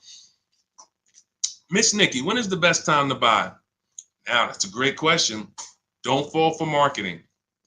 Dealers have convinced you guys, and again, as a former Mercedes salesman, former General Motors salesman, I'm telling you from the inside, they've convinced you that the best time to buy for them is the best time to buy for you. The end of the month, best time to buy for a dealership, because we imagine, we got a lot of people here who, you're professionals, you're in business, and you work in the market. Imagine a business, right, where every single weekend you were going to get a ton of people, almost without even trying, because something had happened where they thought they were somehow going to get something better that you couldn't offer another time. That's just the way it goes. Like, somehow Friday comes, Saturday comes, it's a line. Now, hey, holiday comes, it's a line. Now, this is great for the dealership, because it's work you don't have to do. You don't have to spend a lot of money on advertising at the end of the month. You don't have to spend money on advertising when it's dead, because you're like, all right, it's nobody in the showroom. We need to get some customers in here. But Miss Nikki, when you ask the best time to buy, let me explain. I want you to lock something in your mind. What a deal is. A deal is when the dealer doesn't really want to make it. A deal is not when a dealer says, send me all your people, I'll give them the same deal. A deal is not when the dealer says, hey, we threw in the floor mats and we threw in a warranty for you. That means they had a lot of money left. A deal is when there's no money left to throw in anything. The deals that I've made that I remember that was so good for the customer, but bad for us as the dealership. Now, I don't mean bad like we lost. I mean bad like we didn't make any money. We didn't want to repeat them. And I've had to tell the customers, listen, my business runs off referrals. I would appreciate if you refer friends and family to me, but do not tell them what you're paying, because I might not be able to repeat this deal. I can't promise you that I could repeat this. We don't want to do another deal like this. We'll do the best we can for them, but we can't repeat this. That's a deal. How do we get those? Whenever you see these people that I named and you see these prices and you see these discounts, Milligan got $27,000 off, Kimberly gets $20,000 off her Maserati. Tiffany Tiffany gets a Mazda. She got $6,500 off. Look, $44,000 Mazda. She saved 15% off the car. Brand new car. Dealers don't want to make these. These are deals. This is why commercials will never be deals. I want y'all to really, really lock these things into your head, because, again, it's smoke and mirrors. It's a fun house. It's a beautiful thing if you own a car dealership. It's a great business because the market's been programmed for decades. It's a fun house. We're going to come in at the end of the month. We're going to come into that. But think about this. Let me ask you a question. Sit up, get to your keyboard. I want to hear answers. When are you more desperate to make a deal? When are you more desperate to take off money and say, look, by any means necessary, I want to sell a car? When the showroom is a zoo and there's 200 people in here and there's balloons and you just ringing the bell, man, how many cars we sold today? 28. Wow, okay. Or when there's no one in the showroom. No one in the showroom, haven't sold a car all day, it's 6 p.m. When are you more desperate? When the showroom's full or empty? Full or empty? Full or empty? Showroom's full or empty? Thank you for Countess. Empty.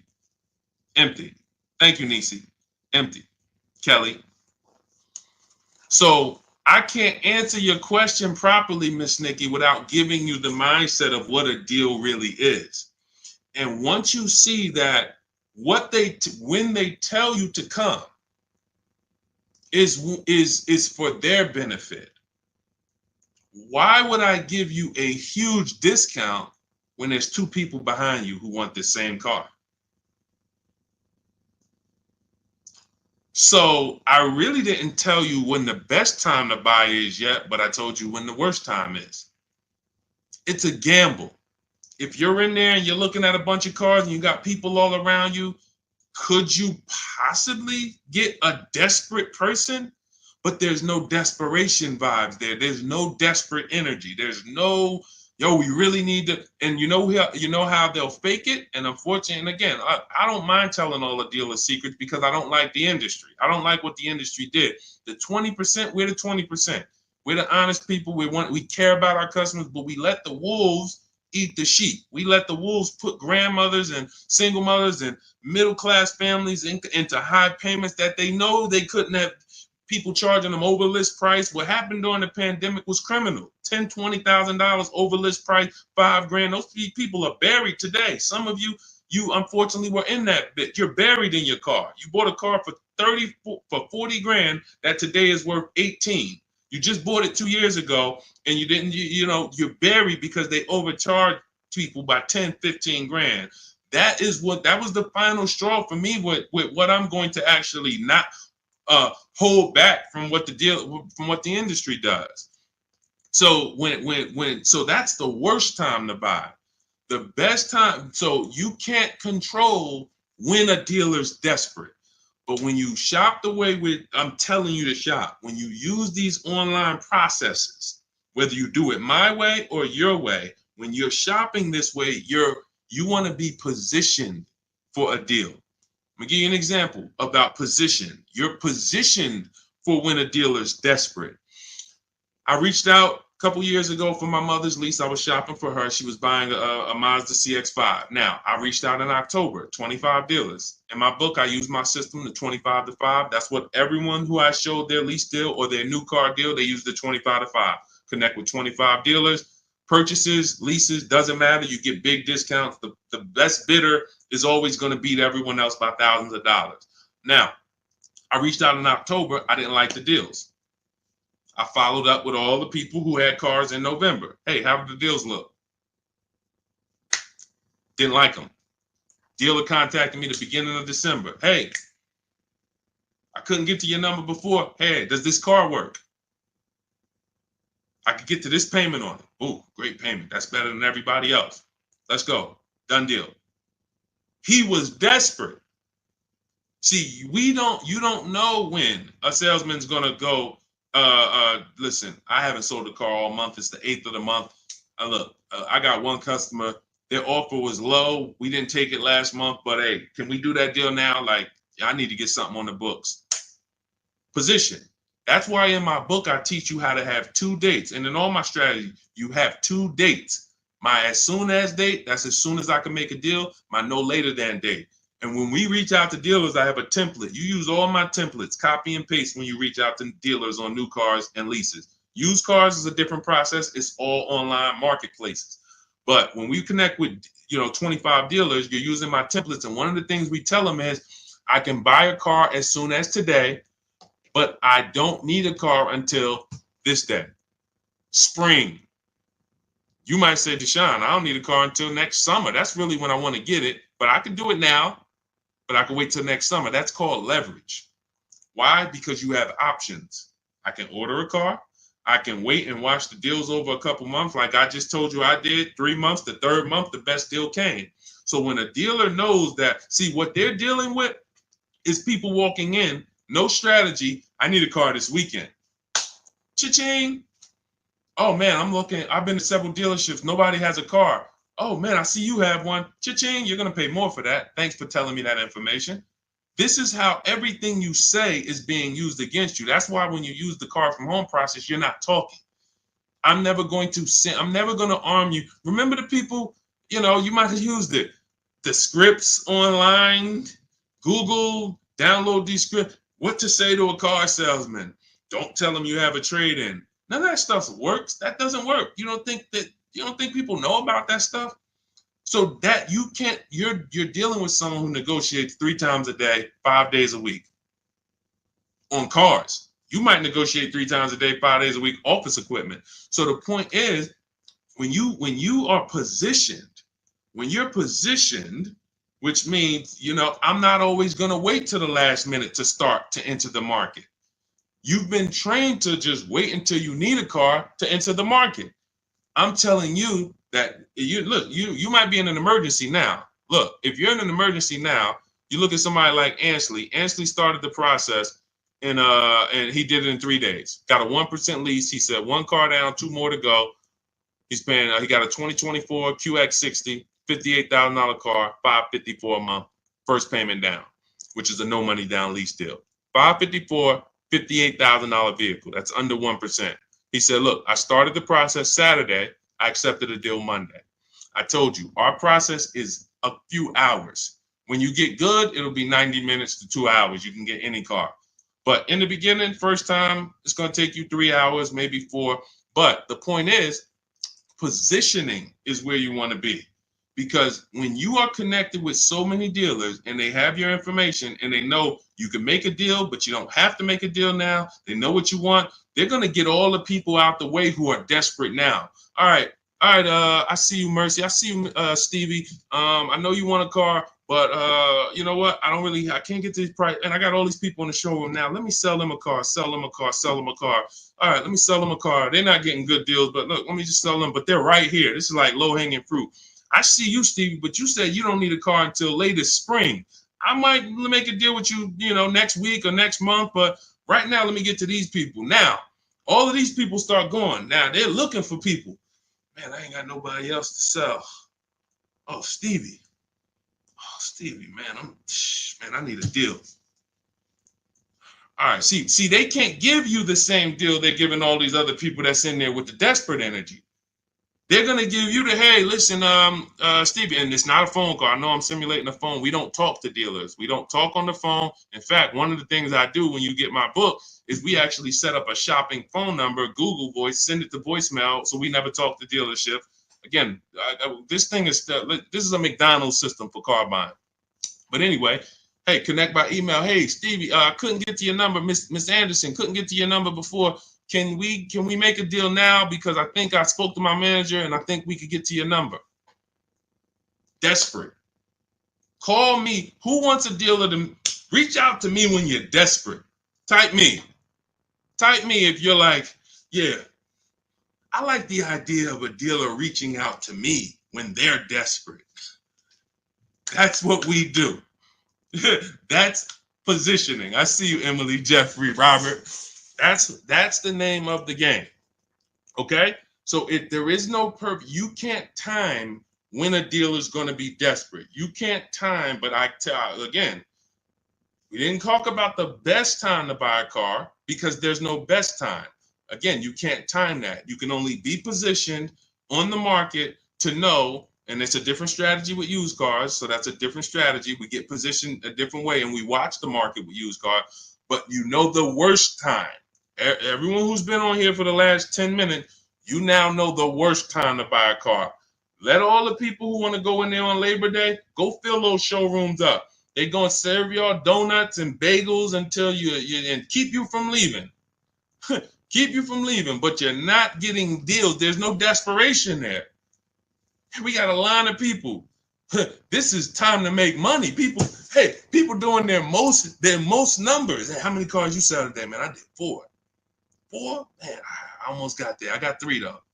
This is a money-making day. This isn't. You want the salesman after you get your car to be like, dang, I ain't make nothing on that. Make it on the next person. Not us. So this is all what Cars from Home is about. My new digital book, Cars from Home, 7 Steps of Saving Time, Money, and Avoiding Dealerships, teaches you my exact system on how to get below market leases, below market used cars, below market new cars, step by step. I walk you through a 7-step process. Step 7 is delivery. And it's front to back. Everything's accounted for. There's no guesswork. You're not coming up with your own ideas. You bring your goals. You use our strategy. You don't need to bring me your strategy. Leave your strategy out there. Bring me your goals. Deshone, I want this used car. Okay, use this system. I want to lease this. Use this system. And we can even talk about the stuff we selling leases. Selling leases. A lot of people didn't know you could sell leases. That's all. So there's stuff in there. You're going to be like, whoa, what are you talking about? I could sell. I might be able to make money on this lease. That's a bonus. You mean to tell me I might get a bonus out of this? I could sell this. So all in there step by step. But you can get your copy for it's normally $97. You can get your copy for $24, which is 75% off. That's my welcome offer. If you get to my TikTok bio, the link, my Instagram bio, the YouTube comments, or the Facebook comments before 30 minutes. That welcome offer is only for 30 minutes. Once that timer hits 0, the price does go back up to $97. It's worth every penny at $97, but 24 is better. So get there, get your book, and after you pay, be sure you screenshot the thank you page. You're going to see on that thank you page is the link to open the book. It says it right there. Click below to open the book in case you want to save it to your phone or your computer. I also email you a copy, but sometimes people type their emails wrong. So also on that page is my support team's email. In case you don't see that email hit your the book hit your email, you typed your email incorrectly. Happens all the time. Email my support team and we'll get you your copy over. So, all right, go get your book and then come on back to the stream before the timer hits 0. Go ahead, Dolan. Mike, what does certified mean on a used car? Great question. Also, how do I negotiate with CarMax no haggling policy? You can't. As far as I know, CarMax does not negotiate. So let's talk about your first question. Certified. Certified is a process of restoring a vehicle that is used to as close to new as possible when it comes to the components. So there's a full checklist of things that the service department is going to do on the car, everything from the windshield wipers to some certified standards. They even repair the upholstery to, just electronics. They're checking. Everything has been checked to make sure that it is of a certain quality. Here's what it does not protect against: previous owners' incompetence or lack of maintenance. So somebody connected with me the other day. They asked me, this is in my private group. I have a private group, so I don't answer private questions. If I'm not answering a question on stream, I can't do DMs, I can't do emails. But they were looking at this car and said, this car, one of the things that is a non-negotiable, remember this. If you have my book, you don't need to remember this. But non-negotiable when buying any used car, service records. We must see a Carfax. We must see service records. That is the biggest indicator of it. Well, there's one more indicator, but this is the actual biggest indicator is the DNA, what I call the DNA of a car. Certain cars have a history of the transmission going at 80, 90, 100,000 miles. You have a high chance of the transmission going at 80, 90, 100,000 miles. It's public record. We do a search. It takes us 5 minutes. Every single car that we are considering buying, you have to check the DNA of the car. With this search, we go to Google, we type in the year, make, model, initial quality, year, make, model, reliability, year, make, model, longevity. If we're buying, if we're leasing, we don't need to check. We don't need to check longevity. And we're skimming Google. That those first couple pages, we skim those Google articles to see if there's any bad data from the third-party sites, below average reliability, transmission issues, engine issues. We're going to see that. Now, what we did, that's the checking the DNA. You can't change the DNA of the car. You cannot take a car that has a history of electric problems and change that. Now, you might get lucky and say, wow, I didn't have any. But when it happens, You cannot be mad. It's built. It's the way the car is made. It's not. It wasn't your fault. What did I do? I took care of it. I maintained it. I changed the oil. I changed the brake fluid. That's the DNA of the car. So once we check that, now we move into our when we actually, now we've decided this car has good DNA. Now let's find the best one. Now that's when we're going to service records, because the car has good DNA. But if an owner did not maintain that car and they can prove it to you, that is not a risk I'm ever going to take. Hey, but I changed the oil myself, man. You know, it's not on the Carfax. I changed the oil myself. I'm sorry. That is not a risk I'm going to take. Because if you did not maintain this car properly, I can't be mad when something happens to it. So that is one of the biggest things that we look for. And they can certify a car, Mike, and it has very limited maintenance history. So you might think, oh, it's certified, it got to be good. If you look at that Carfax and you see serviced at 5,000 miles, 10,000 miles, 30,000 miles, there's a gap there. Wait a minute, what happened between 10,000 and 30,000? Where are the service records? I would never get that car. I don't know. Yet 20,000 miles. Maybe they did change the oil. Maybe they didn't report it, even though places like Jiffy Lube and Anco, small spots, they report. But maybe they didn't. I don't know what happened. And because I don't know what happened, for that reason, I'm out. So, and in terms of CarMax, guys, you're overpaying from CarMax if you're buying exclusively from them. You are overpaying. And I'm going to tell you why. CarMax has a history, so does Carvana, of paying more money than anyone to buy their cars. That's why in 2021, I began to teach people how to do the equity assessment, where we were selling our cars to CarMax, Carvana, Kelly's Blue Book Instant dealers through Kelly's Blue Book Instant Cash Offer. This is our equity assessment process. We haven't really talked about it much in this stream, but step 2 of our process in my book is the equity assessment. This is when we find out the most money we can get for our current car or our lease if we're selling it. Once we get those 6 offers, that's going to tell us the highest value on the market for our cars. And these are cash offers. These are not like Facebook Marketplace people. These are companies, you literally go, they look at the car, they inspect it, they come out, they give you a check. So we get those 6 offers. CarMax has historically been one of the people who pays the highest. They don't always win. And again, that's why we get 6 offers. So it's no way CarMax is always going. Sometimes it's Driveway. These are the 6 companies. Write these down. If you don't have my book, write this down. The 6 companies that you should get offers from are CarMax, Carvana, Driveway. CarMax, Carvana, Driveway. That's 3 online used car buyers. They operate a special system. They only sell used cars. The next 3 are websites that connect you with a local dealer to get a bid online. And that's Car Guru, Sell My Car, AutoNation, and Kelly's Blue Book Instant Cash Offer. So we're getting 3 offers from dealers. We're getting 3 offers from the biggest online buyers in the country. 6 offers.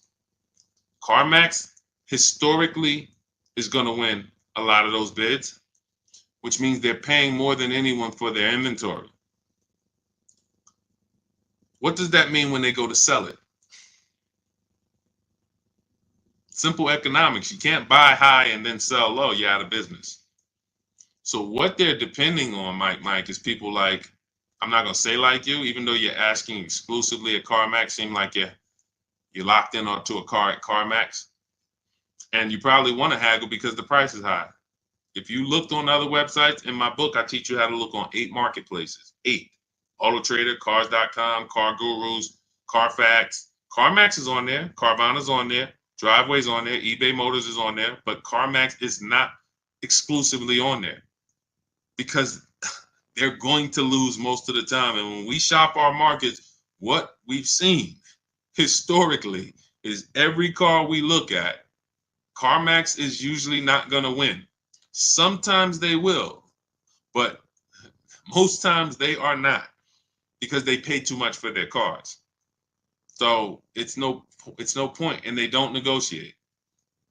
And in fact, now that you kind of know this, you understand they can't negotiate. If I paid this much money for this car, I got to sell it for more. I can't lose. So anyway, that's why we never exclusively buy from anyone. Everything we do is a bidding process. Everything we do, someone won. And that's what I want you to experience. I want you to, when you buy a car, when you get a loan, when you sell your car, not trade. If CarMax bought my Jeep in 20, when did I sell it? 2021. I sold my Jeep. They paid a ridiculous amount of money. They sold that Jeep to someone. They paid me at that time. It doesn't matter. It was a whole lot of money, but they won. They weren't the only offer I got. They won the bid. All the other companies lost. When I leased the vehicle from my mother, they won the bid. Everyone that I showed you so far on this stream, Ansley, the dealer he got this Infiniti from won the bid. He got multiple offers. This dealership won. Jen, when she got her Honda, that dealership won. Tasha, when she got this pre-owned Lexus, the dealership who had this pre-owned Lexus, not even 1 year old, $9,000 off, that dealership won. Where a dealership has to win, and when you start using our process, and again, if you want to try to do this your way, I don't care. Just get bids. Make sure that when you are buying something, you think about what I said about the Prego and ShopRite and Pathmark and Stop and Shop. You can walk into Stop and Shop, see Prego spaghetti sauce, $4.99. You go into Stop and Shop, same Prego, $5.99. You go into Pathmark, it's on sale today, $2.99. Same exact product. The garden vegetable. What's the difference? Where it's being sold from. So that's how you have to view the car market. That Nissan I'm looking at, you have it for one price. What is the dealer who has it? What does he have it for? What does he have it for? What does she have it for? And that's when you're going to win. That's when you're going to see. You've got to prove this to yourself. And that's what our entire system is about. Everything we buy, someone won a bid. That's why you could be a horrible negotiator. You're going to win with us because you're not negotiating for a deal. Essentially, all these people are negotiating with each other. So that's to answer your question, Mike. You learned about certified, and you learned why I would never exclusively be buying from CarMax. All right? Go ahead, Dolan. All right. Can we still negotiate in today's market, or is it more shopping online and choosing the best one? No. This is. And look, I never want to assume. I know a couple of you are still. All right. Let's just take this was a sweet question. Somebody just came onto the stream. They asked, "Can we still negotiate in today's market, or is it more shopping online and choosing the best one?" Now, let me say, let's say I'm a very nice car salesman. I consider myself to be a nice guy, but here's the thing: I could be a wolf.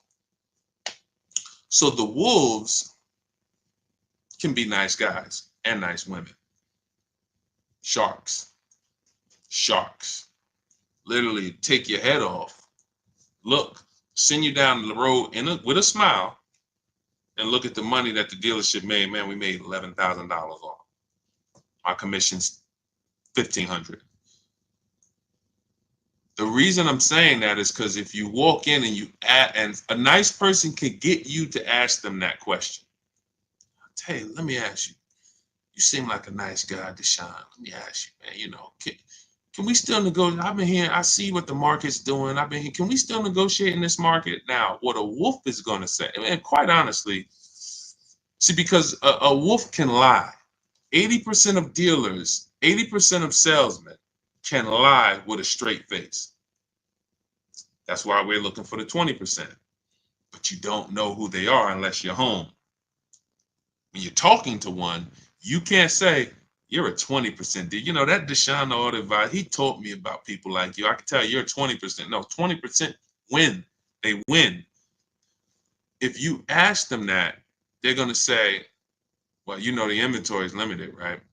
And you know there was a strike. You remember last year? It's like we wanted the prices to go down. Like, I always like to make deals for people like you. And, I love being able to take money off and get you to where you want it to be. But pandemic got limited inventory. Then we went and we got a strike. You remember the union worker strike? Now interest rates are very high. There's always going to be something they can say. That's why your innocence and your asking and your trusting of them is what some of you got the car salesman at your barbecue. You're bugging.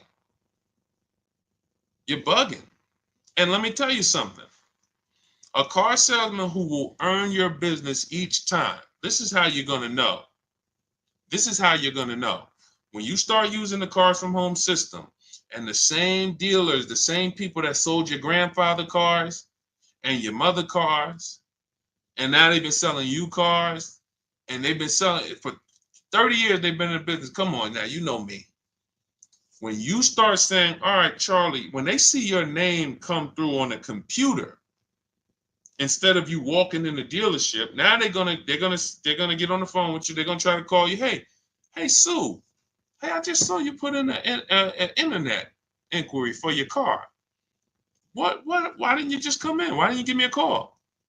Well, actually, I just I want to do this whole thing online this time. I know we're in 2024, and I don't really love the coming in and spending. I just want to do it online.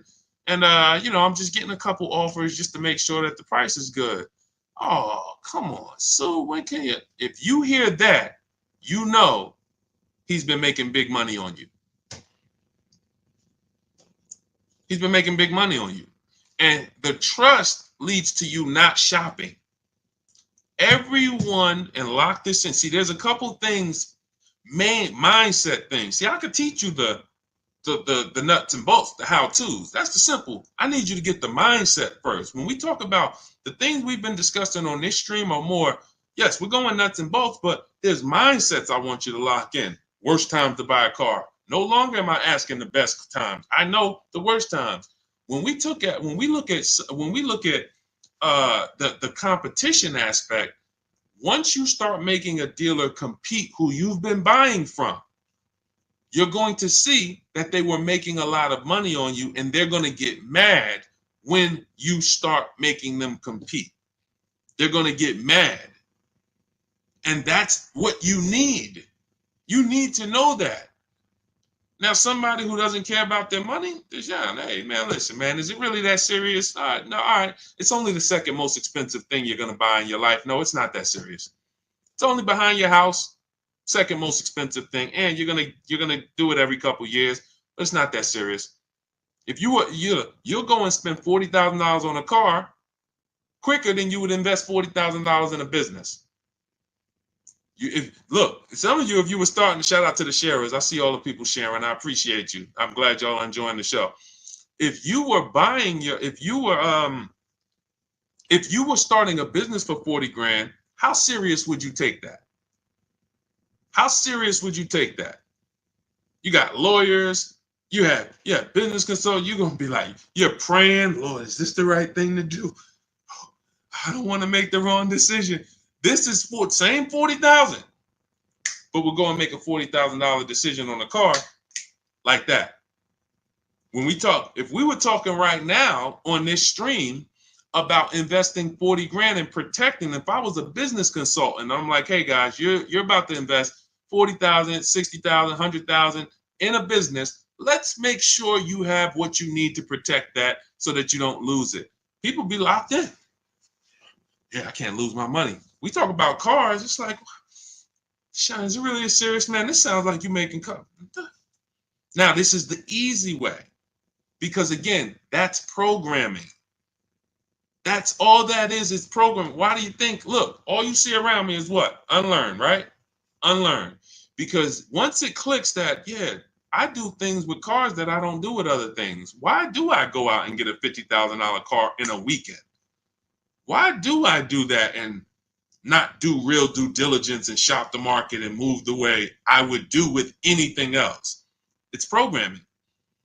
That's why if you own the car dealership, the last thing you want is somebody changing. Don't change anything, y'all. Keep this register rolling.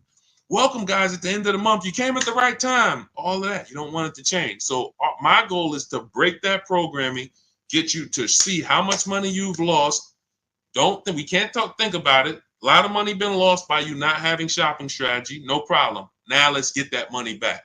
Let's make it up. My next deal, I'm not only am I going to save a ton of money, I'm going to enjoy it because I'm doing it from home.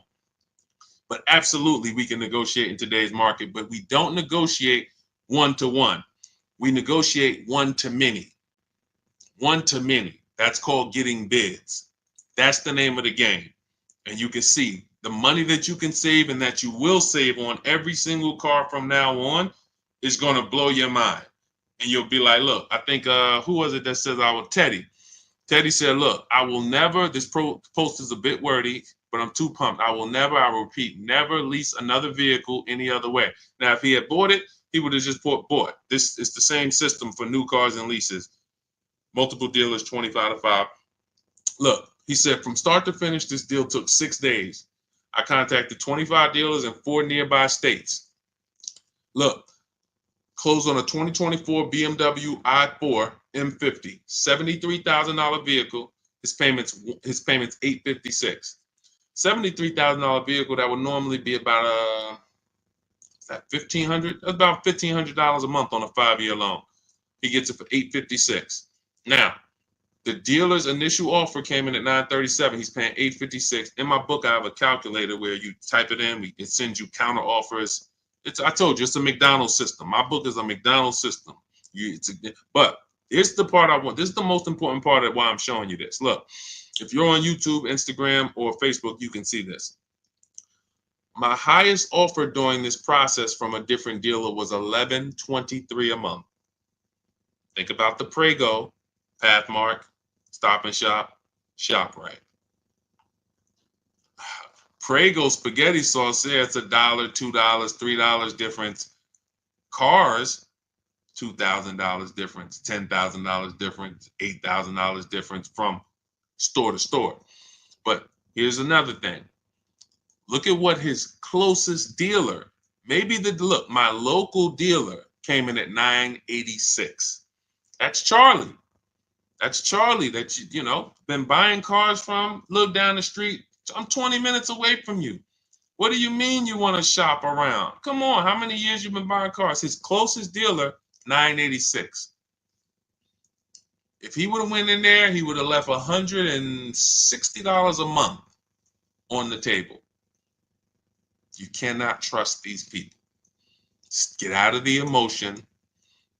Stop letting them get you emotional, talking numbers in the dealership. Use the computer. The computer is your friend. I'm going to tell you what websites to go to. Everything you need in terms of power is in your computer. This is the internet. If you can't sit at home, if I couldn't help you sit at home, have dealers bid for your business through email, and if you're shopping for a used car, going on websites and narrowing things down and then looking at the market and then pulling the original price. We haven't talked much about used cars on this stream, but pulling the original price of the car, that's step 5 in my system.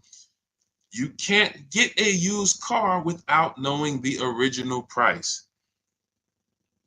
Let me say that. See, I'm also answering a lot of questions too. See, the reason why I do this too is because I see we'll have daggone 30 questions waiting, right?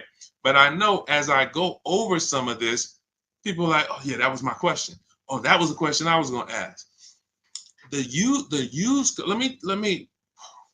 I narrowed my search down on my used Infinity truck. I bought it about 2 years ago. It was 3 years old when I bought it.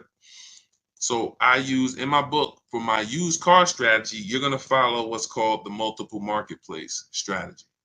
We're looking at every marketplace for a used car. We hit a little bit about that earlier with Mike. He was asking about CarMax. You never want to shop one used car marketplace for a number of reasons. That's like you just going to Walmart and not shopping at Amazon, not checking Amazon, not checking Best Buy. You're about to buy a expensive item. So the when and I was when I narrowed it down, one of the things I noticed, and I never saw this before, but I knew it could happen. One vehicle that I was looking at on Carfax had a different price on cars.com.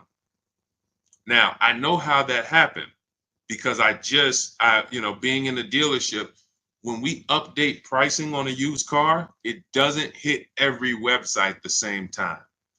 So one of the things I'm big on, and I made a video about it, is you never negotiate on a car without seeing it online.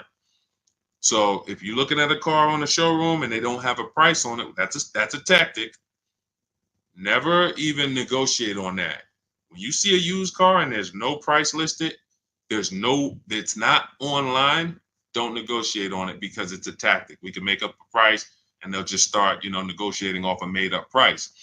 So, but I knew that they lowered the price, but it didn't hit this website yet. It hit this one first.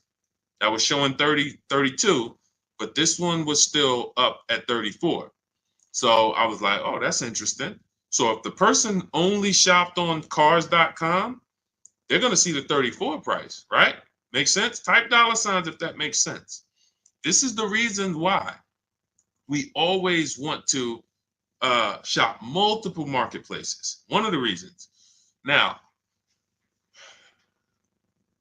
when we narrowed this thing down, a lot of you end up with your top choices on a used car, right? It's pretty much what everybody does. You look, okay, I like these 4. That's where I was with the Infiniti. How you make your decision is very different than how I teach you to make the decision, because you usually just go with your gut or something like that. All right, well, these all look good. They got similar miles. Boom, pictures look good. All right, let me go see this one. Let me tell you why that's the bad choice. I got 4 Infiniti trucks. I'm looking at them. They're all white. I can see they're all similar miles. Lowest one's miles was 26,000. Highest one's miles was, what's up, Alex Barty? Maybe 36, 38, maybe. They're all in a mileage range that I liked, right? They're all white. And I'm like, okay. First thing we do is verify fees. First thing we do, verify fees. Some people are not going to charge this price. They're not going to honor that online price. Who's gotten to a dealership, they saw a price online, price looked good, they get in their car, you get in your car, you drove all the way there. When you get there, you found out it wasn't the price. Type me. I would tell you, if you're on your phone, type the mad emoji, because that just pisses you off. It's a waste of time. Last weekend, somebody just experienced that. Saw the price online, price looked good, got in the car, hey, I saw this car price online. You get to the dealership, that wasn't the price. Right? Look, all right, now we got the mad emojis coming in. That happens because they had no intention to sell the car for that. And it's based on, first of all, never do that again. Okay? Never do that again. And because that's why they do it. As long as people keep coming, they're going to keep doing that. So here's what we do. We always verify fees. Call, hey, may I speak to a manager? Hey, I see a car here. Just want to verify, besides the price online, what fees do you charge? Tax, title, DMV. Sounds good. Tax, title, motor vehicle fees. I'm sorry. Tax, documentation fee, motor vehicle fees. Those are the 3 real fees. Every dealership I worked at for 14 years, those are the 3 fees. Never had a dealer. There are dealers that just make up fees. Prep fee, marketing fee, internet fee, all of these fees, low jack fee. I've never worked at a dealer that actually had made up fees. I think that's an integrity issue, but there's tons of dealers that do it.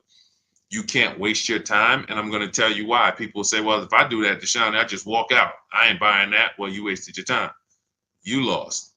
When you get in your car, drive to a dealer, talk about the car, find out the car's overpriced, leave, drive your car home, you wasted 2, 3, 4, 5 hours of your time. And you still need a car. So you want to verify fees before you come. But now this is what we do. This is the step we take that most people don't take, and I teach you how to do this in my book. I'm looking at the 4 Infinities. I pulled the original price of the vehicles, and I see that one Infinity was $46,000 when it was new. One Infinity was $48,000 when it was new.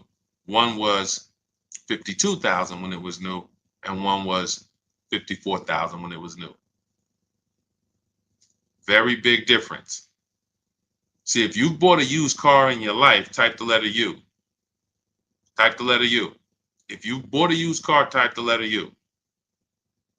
If you did not get the new price of that vehicle, there's no way for you to confirm if you truly got a great discount. You bought the vehicle based on some artificial market value that they tried to show you. Algorithms. If I would have bought the vehicle that had a little lower price, $800 less, but brand new, it was only $46,000. I just passed on a vehicle with $8,000 more equipment in it, $8,000 more packages in it. This happens a lot with cars. You got special packages, sport package, special edition. See, the benefit to us doing this is when those cars come in, the owners don't usually get the most money for them. The dealers usually pay less because you get a person who had all this nice equipment in their car. When the dealer trades it, which is why we don't trade, so much we couldn't talk about on this show. Like, we could be on here for 4 hours just and not repeat a subject. It's just, again, that's why the book is there. But anyway, but when a person gets all this fancy equipment, most times when they trade it into a dealer, the dealer's not giving them all the money based on those special packages that they got. They're paying them a little more than what the normal would pay. So when they resell it, they're selling it around the normal price, maybe a little more, but it has a lot more equipment. That's value. When I bought this Infinity truck, it was around the same prices of those other 4, asking price, but it had a lot more equipment in it, which means it was more value for me. That's the name of the game. We never buy a used car without getting the original window sticker. So this is all in my digital book. Single pay leases. All right, let's talk about that because I don't really get that question a lot.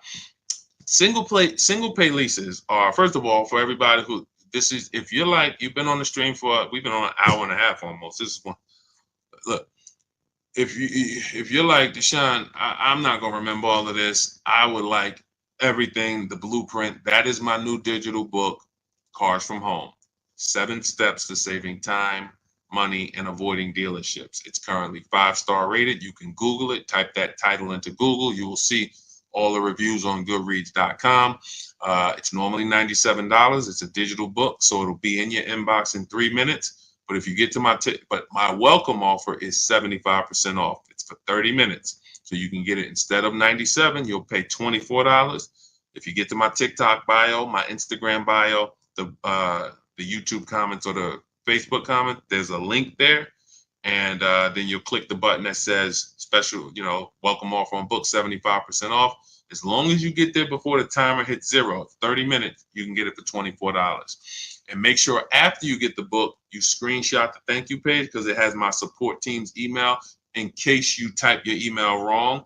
But also, as soon as you get the book, you'll see a link to open the book. You might want to just save it right to your phone or your computer right then and there. But I also email you a copy of the book. But we do have people sometimes, they're trying to get there before the timer goes and then they type their email wrong. So in case you don't see that book in your inbox in 10 minutes, email my support team. but get there before the 30 minutes is up, because even though the book's worth $97, I would never price a book at a price it's not worth. It's worth more than that. I could have did a $247 book. All right, my book's $247. People would know, God, that book's $247. I must gonna save some serious money using it, and you would be correct. But I said no, I'm gonna do $97, and then I'm gonna do a welcome offer, just because I want people to have the information. I don't want people to. I want the people to have the information. I don't want money to be a barrier. Oh, the reason I couldn't get Deshone's book and save the money is because it's $247. $97, everyone can get it, especially if you're buying a car. I also teach you how to do, our entire philosophy is based on no money down deals. So everything we shop for is money down optional. So we're going to get below market deals. All our leases, we shop with no money down. All our used cars, new cars, no money down. And that's how you should be shopping.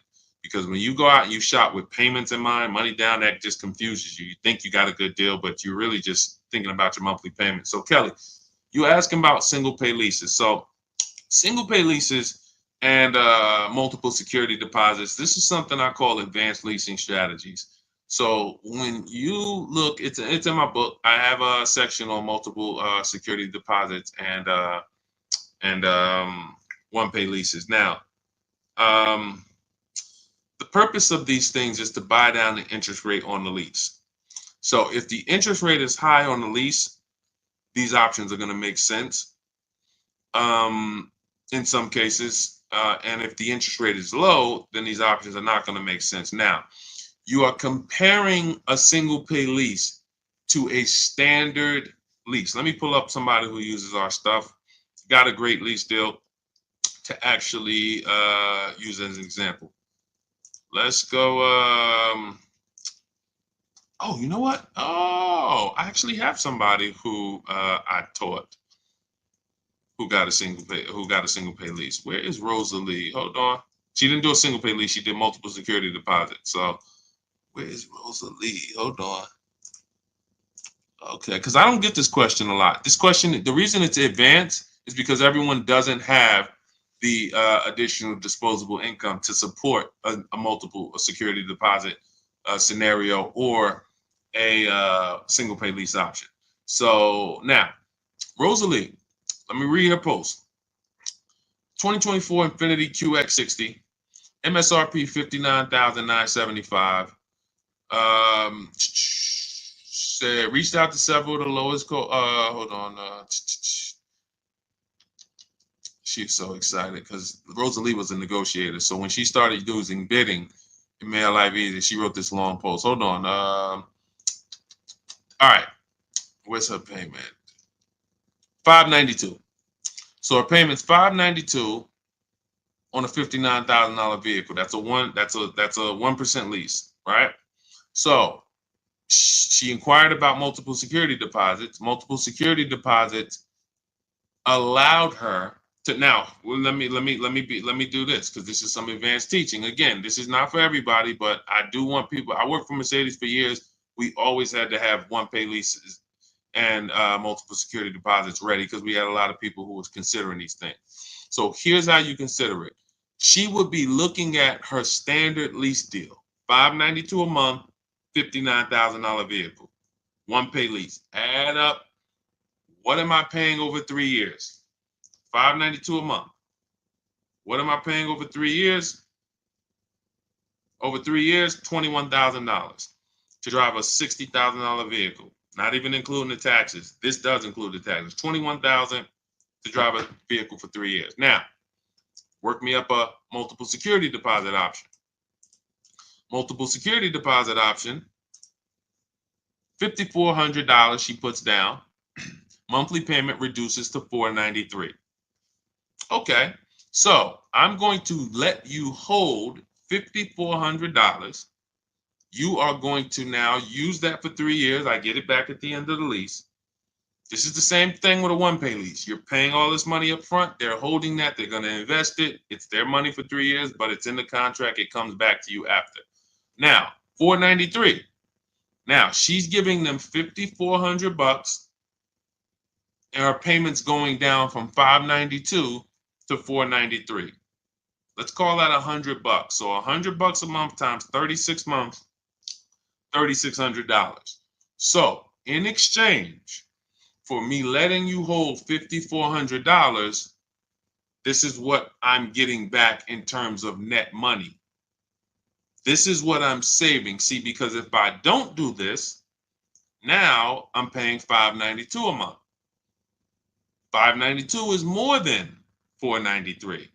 So if I let you hold this, I actually get this back. Now I have an advanced leasing calculator where, if you get my book, if you have my book, because again, these things are proprietary. Like these are our intellectual property. These are our proprietary things. These are the things my members use in Cars from Home that shop with me.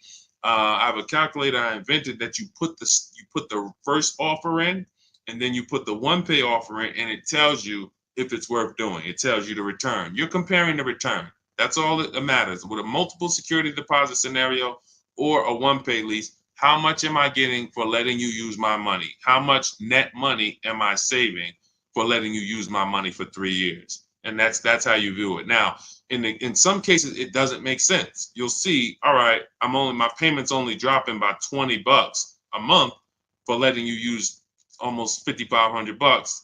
That doesn't make financial sense. That's how you weigh it. That's how you weigh it. Great stuff. I don't get to talk about that much, but I'm glad you asked that. So, yes, you will get that money back at the end of the lease. Absolutely. But you're comparing the return. You need to shop the original offer first and then look at what is my offer with it. Oh, you bought the book this morning. Okay, so do me a favor. Send me an email to the book, to the link you got. Do me a favor, because who will see this?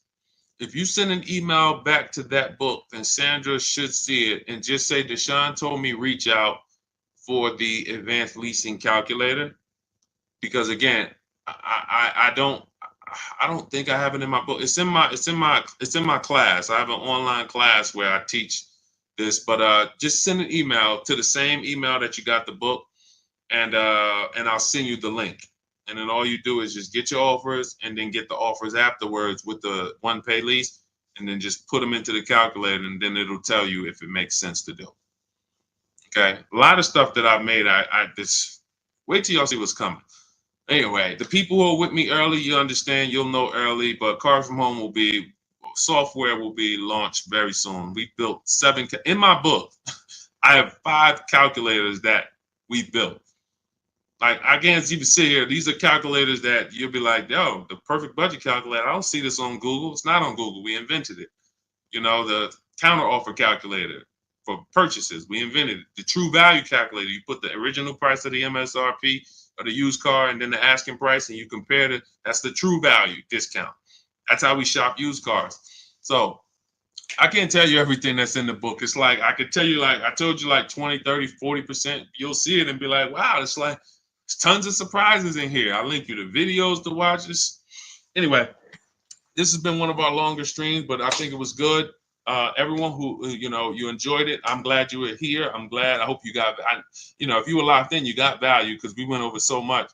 But a big part of why we have to do things this way, in my book, I have different paths. We're talking to different, you have a different profile than everyone else on here.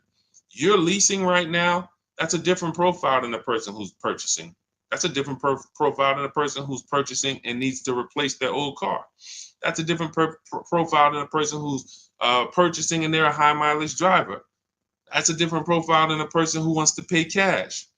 So my book is set up in a way where it's paths for each person. If you're leasing, you're not reading about pre-owned cars.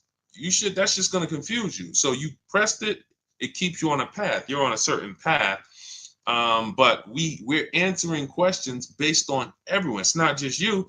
20 other people in different scenarios. So that's the reason why one size fits all car buying advice will never work.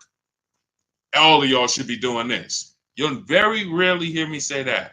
I'll give you a whole principle. Hey, all of you should be asking yourself how many years I'm keeping the car so you can determine if I buy or lease. That's a question we all ask, but the answers to it is going to put us in different categories on whether we buy or lease. And then whether we buy, should we buy pre-owned or new? So you need custom strategies. That's what Cars from Home is. It's custom based on your scenario, a specific path for below market leases, below market new cars, below market used cars, high mileage driving strategies. There's two short-term strategies for high mileage drivers: a below market lease, high mileage lease. We talked about Jen earlier, or there is a strategy we call 2 cars, 1 payment, where you buy 1 car, you shop for a car, your first car, you pay it off, and then you go lease your second car. You have 1 payment, but now you have this car that you put your mileage on. It's kind of going to get old over the 7 to 8 years, but you got your new car that you're rotating, and now neither one of those cars you're putting a lot of miles on. You might do 12,000 on the lease, 12,000 on the old mileage car, and now you got 1 payment and 2 cars. One is a nice car. So these are things that, it's custom. That's why people win with what we do, because it's not a blanket approach. So all of this is in my new digital book. You can grab your copy for 75% off in my TikTok bio, in my Instagram bio, in the YouTube comments, or in the Facebook comments. Click those links and then click the button that says 75% off my new book. It's already 5-star rated. You'll have it in your inbox in 3 to 4 minutes. And make sure after you pay, as long as you get there before 30 minutes is up, you will have a 75% discount. You won't pay $97. It'll be $24. And after you pay, save the screenshot with my team's email, because in case you type your email wrong, you have my support team's email. So, all right, I'm gonna check out. This is one of our longest streams, and I need to eat. I need to get some. This water is not doing it for me. So, grab your book. Continue to unlearn. I want you shop empowered. Step out of the old way. Trust the process. This is McDonald's here. Do not bring your strategy here. Leave your strat, bring your goal. That's all. Get your book, bring your goal, forget the strategies there. This is the McDonald's system. It says the fries, beep, beep, take the fries out, put 2 shakes of salt. Shake, shake. That doesn't mean 3. People will be, hey, Deshone, I went to this website. I got the book. I went to this website, and it says, I looked at the lease deals. It says I need $3,000 down. When did you hear me say in the book, go to a website? Oh, you're right. Yeah, you're right. That's okay. Everyone, you just unlearn. Trust the process. You're bringing your old over here. You can't mix old with new. You can't mix. Look, Jesus said you can't put old. You can't put old. Old wine. What do you say? New wine and old wine skins. Don't mix. So when you come to our way, leave everything you learned about shopping at the door. Trust our process. Success is guaranteed. So thanks for chiming in. I'll see y'all on the next stream. God bless you.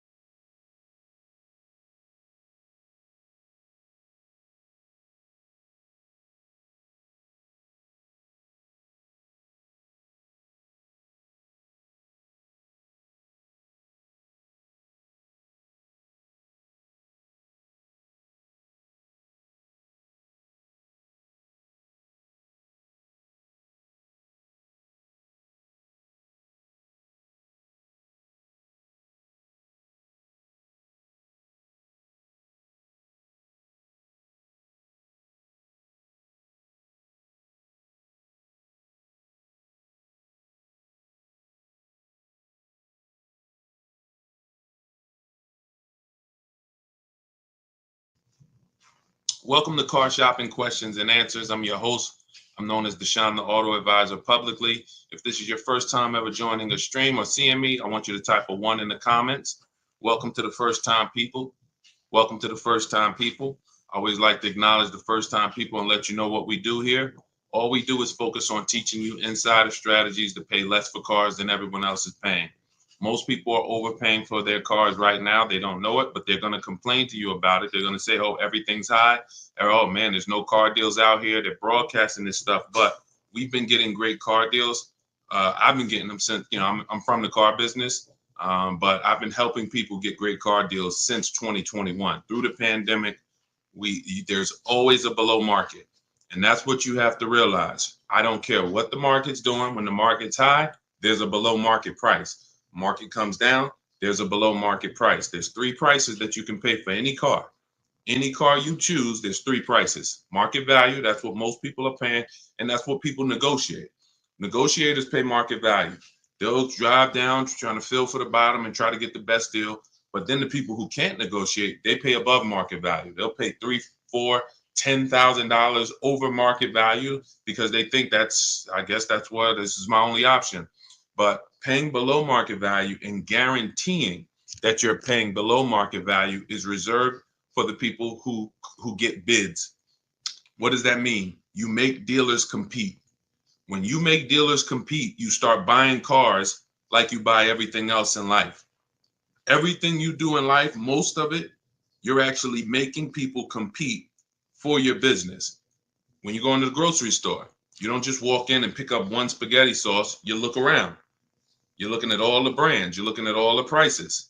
You do it in a split second. If you needed a television, you don't just walk into Best Buy and pick up the first 80-inch television set you see.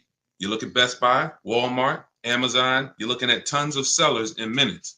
That's what we do with cars here at Cars from Home. Everything we do is about competition and driving down prices through competition. So this entire show is going to be sponsored by my new digital book. It's called Cars from Home, 7 Steps to Saving Time, Money, and Avoiding Dealerships. You can get a copy as part of my welcome offer to you for 75% off. The book's normally $97. It's worth every penny. You can Google it. It's 5 stars. But as part of my welcome offer, you can get your copy for $24 if you get to my TikTok bio, Instagram bio, Facebook, or YouTube links. Click those links and then get there before 30 minutes is up. The welcome offer is for 30 minutes. And everything we'll be talking about over the next, hour or so is going to be out of this book. So start typing your questions and we'll bring them into the show one by one. Now, the reason why you need a process, as we start getting questions, as soon as we start getting questions, Dolan, you can bring in the first question. Until then, I'm going to lay out this 7-step system. The reason why a system is important is because if you don't know where you're at in the process, you're going to be doing things later that you should have done earlier. Give you an example. Most people have taught you should be trading your car in. Don't tell them you have a trade until after you've already went to the dealership, picked out a car, negotiated the car, and then agreed on a price, and then you spring your trade on them.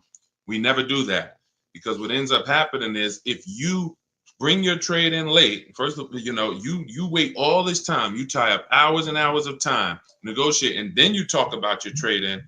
Now you have literally, what if they don't give you what you want? And then you'll find out in our process, we never trade cars to begin with, because that dealer is never going to pay you what a buyer like CarMax or Carvana or Kelly's Blue Book Cash Offer or any of these big buyers who buy cars, like thousands of cars a week around this country they buy. So the reason a process is important is it eliminates you needing to think, what do I do next? What do I do first? So you'll see as we, you can bring in the first question, start typing your questions, and we'll get to as many as possible. Go ahead, Dolan, bring in the first question. What's up, Todd Eddington? Larry Young, good to see you. Trey 97, type your car shopping question. Lily, could you please advise on leasing or buying a utility truck? You want to look at depreciation. If you're making a decision right now, cars are depreciating like crazy. You had 3 years of cars not depreciating, cars appreciated. They went up in value. That's never happened before. So all through the pandemic, people's cars were going up in value.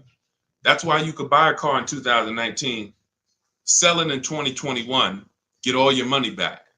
That's a once in a lifetime deal. Chip shortage. Some of you were in the market at that particular time. It hasn't happened ever. I've been in the car business since 2006. Never saw anything like it. But once I started seeing it, I started telling people, and you see some of my biggest videos on TikTok, 3 million views, 7 million views, 4 million views, was teaching people how to cash out. During that run, I sold my lease. I drove my lease for 3.5 years. I sold it and got all my money back. I got every dime I paid back, less about $1,200. I sold my Jeep for $10,200. My mother made $10,200 selling her CX-5 lease, And then, you know, I made about 9,200 bucks. So we're looking at depreciation when we consider leasing, because you look at cars that are going down in value on a normal basis, but in the short term, you are going to lose if you're buying a car and you're only keeping it 3, 5, 6 years and you're going to replace it, because the cars are going to lose the most value in that time. Even if you buy a used car, some of you may say, oh, I buy a used car so it doesn't depreciate as much. True, but it's still depreciating rapidly until you get to 5, 6 years of ownership where it starts to cool off. So tying up all that money in these cars only to turn around and trade them in and do it all over again is not financially wise. Now, who was taught never lease a car? Let me kind of address, because as soon as you ask this question, Billy, you don't realize you sent a lot of sparks through anyone watching, because they automatically said, well, I'll never lease a car. They don't realize that they're overpaying like crazy because they're taking bad financial advice that's not tied to any numbers. They're listening to people who never explain leasing, never explain numbers, and never understand below market leases. So when you see these commercials that say, come lease this car with $4,000 down plus tax and fees, that's not a below market lease.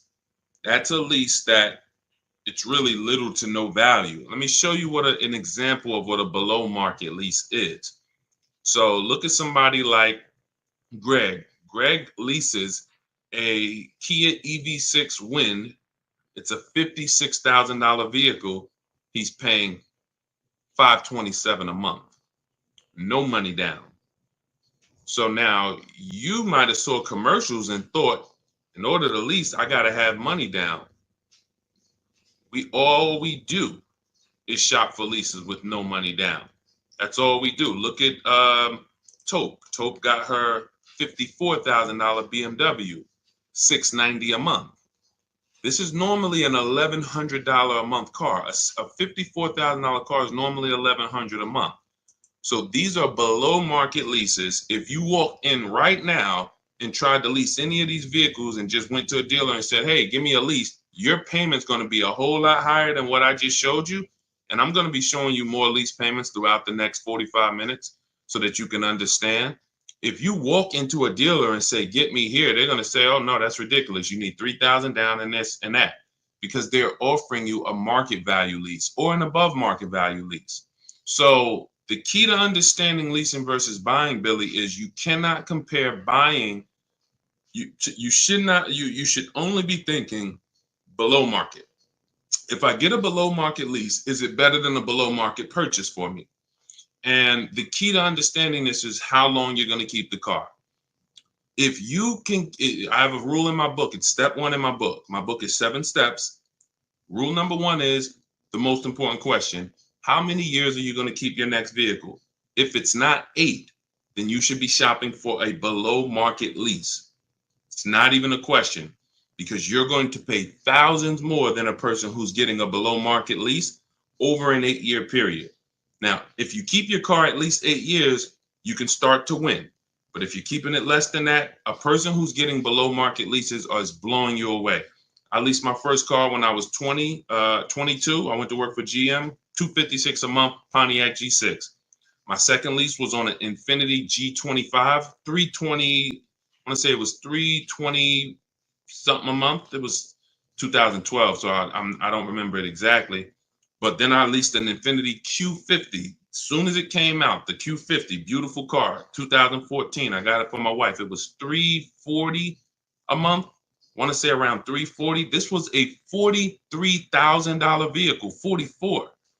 Then I leased I leased 3 Q50s in a row, 345, 365. I think my highest payment was like 370. I never paid anywhere close to 4. And I'm driving $45,000 vehicles. So I was already convinced, not just because I was in the car business, that leasing was allowed me to drive way better cars than people were driving for a lot less money than they were paying. So It's not a matter of, it's a matter of how long you're going to keep the vehicle. Now you could ask a couple more questions because you're getting a utility truck. If you're going to beat the truck up and like you're going to be throwing cement in it and doing all types of stuff, then maybe from a financial standpoint, it might be better to buy. You can ask a follow-up question and then we'll go deeper. Go ahead, Dolan. Keep typing your questions, everybody. We're live on Facebook, Instagram, YouTube, and TikTok. So if you type your questions, we'll try to get to all of them, but you need to type them. What's up, Jess? What's going on, Minty? What's going on, Arthur? Good to see you. Renee, a lot of people tapping into the show. Good to see you. Brian Wynn. When you buy a vehicle, you pay doc fees. I paid a vehicle off and didn't receive the title. I had to pay for the title when I already paid for it in the doc fees. Well, doc fee takes care of administration in the dealership. It has nothing to do with motor vehicle fees. Your motor vehicle fees is what you paid, which would be your registration, your license plate, and your title should be included in that. Usually the only time you're paying a title fee to get the title is if the title was lost. If the title wasn't misplaced, then I can't understand that. You would normally just, because the bank holds the title. So it's literally the bank holds the title. You might get, depending on your state, you might get a copy of the title with a lien holder on it. But the minute the bank's paid off, you get a release letter. The bank should send the title to you, and they shouldn't be charging you for that. So but listen, banks are not your friends. You know, you're too trusting. I've been in the business long enough to not trust car dealers. I've worked next to wolves and sharks. The problem is you trust car salesmen and banks. You think they're your friends. Yeah, I was at the gym the other day. Hey, I went to my Lexus dealer. A guy that sees me all the time. He knows me from, social media, but he also knows we work out together. And he was like, yeah, I went to my Lexus dealer. I said, you own a Lexus dealer? He said, what you mean? I said, you said you went to your Lexus dealer. Oh, no. Oh, no. I went to the one I bought the car from. That's what they want you to think. Come on in thinking this is your Lexus dealer. Come on, we're your friends. These people are not your friends. So we trust but verify. But I don't know why they charge you for the title. I've never had. I can't give you an answer for that. And you already paid for it. So go ahead, Dolan. See if we got any more. Oh, they said it's a digital title. Okay.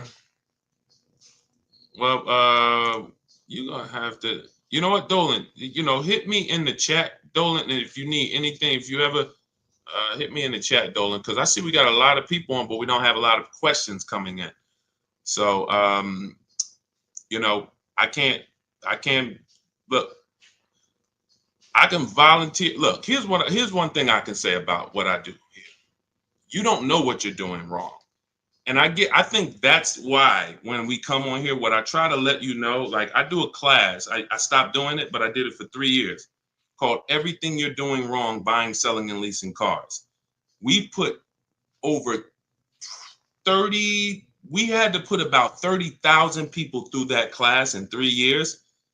And they came and they found out every mistake they were doing wrong, and they were just blown. By the end of the class, they were blown away. See, I'm just realizing this as I'm on this stream. You don't know what questions you should be asking. In fact, my first book, you can Google it to this day. It's not available, but it's called The 52 Car Buying Questions Smart People Don't Ask That Cost Them Thousands. To this day, that book has hundreds of 5-star reviews, because I'm sitting up here and I'm saying to myself, and this is something that, I'm going to talk about with my team. People don't know what they should be asking. That's why I typically come and I just start teaching and telling you this is a mistake. This is a mistake. You know what? Why don't we do that? Let's do that. Let me pull up this. Let's do something a little different, because I realized that years ago. That's why I wrote the book. Let me see. Hold on one second. We're going to do something a little different today. And Dolan, if you do get questions, we'll get them in, because I know we're on 4 platforms. But let's do something a little different here with this. Okay. We'll go to some slides here. All right. Check this out. All right, give me a second. But those of you who are tuned in today, you're gonna get a little treat. You're gonna get a little treat. Let's see. Everybody who's gonna spend some time with us, I want you to start lighting up the screen, lighting up the likes, hit the like button, share button. This is a class. We're getting ready to do something. All right, Dolan doesn't even know we're about to do this, but let's do this like this. Check this out. All right, this is the class that over 30,000 people went through, and we can do it like this. I actually want to start. This is everything you're doing wrong, buying, selling, and leasing cars. And let's go. It's a little gift. Nope, the old version. Wait, be patient. Patience is a virtue. Because I updated this class several times. But hold on, just give me 1 second.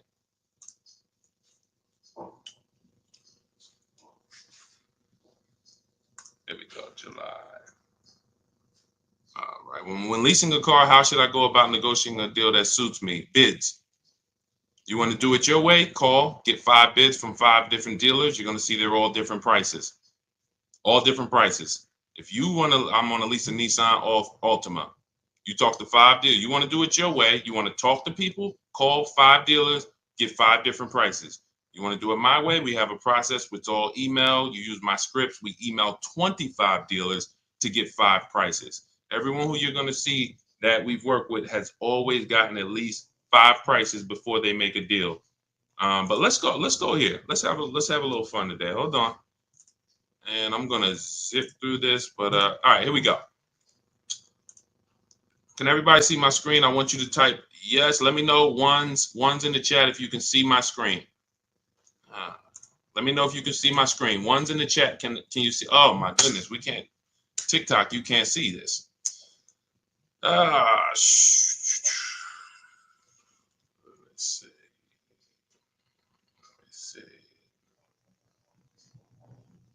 Let me see. Hold on.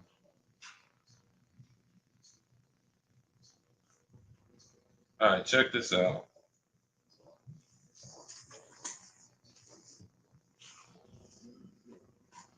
Because we do these lives a lot, and I need a. We got to change the flavor of stuff a little bit. Hold on. I can't do a widescreen like. I'm trying to give you guys the experience, but hold on, Miss Lanice, I know I need a.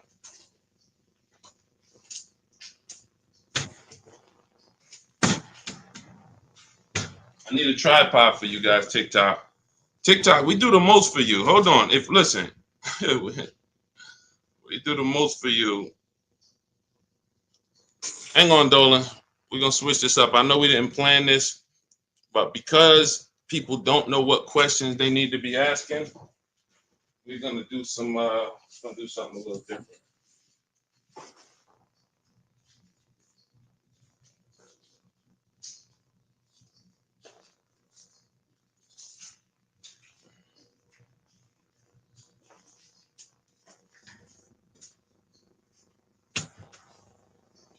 All right. Those who want to learn, stay on the line. If you're impatient, you can jump off. I'm not here to twist anybody's arm to stay with us. I don't care if it's 5 people that stay on. The 5 people will get a treat. I can only help who I'm destined to help. I can't.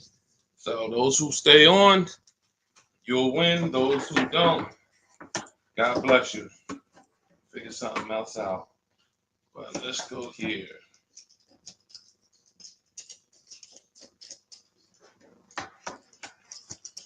Now, this will not be a live that we ever repeat, most likely. Hey,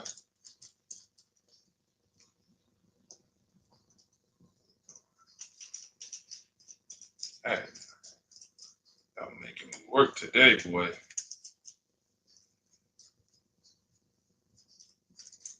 All right. Get all of this set up.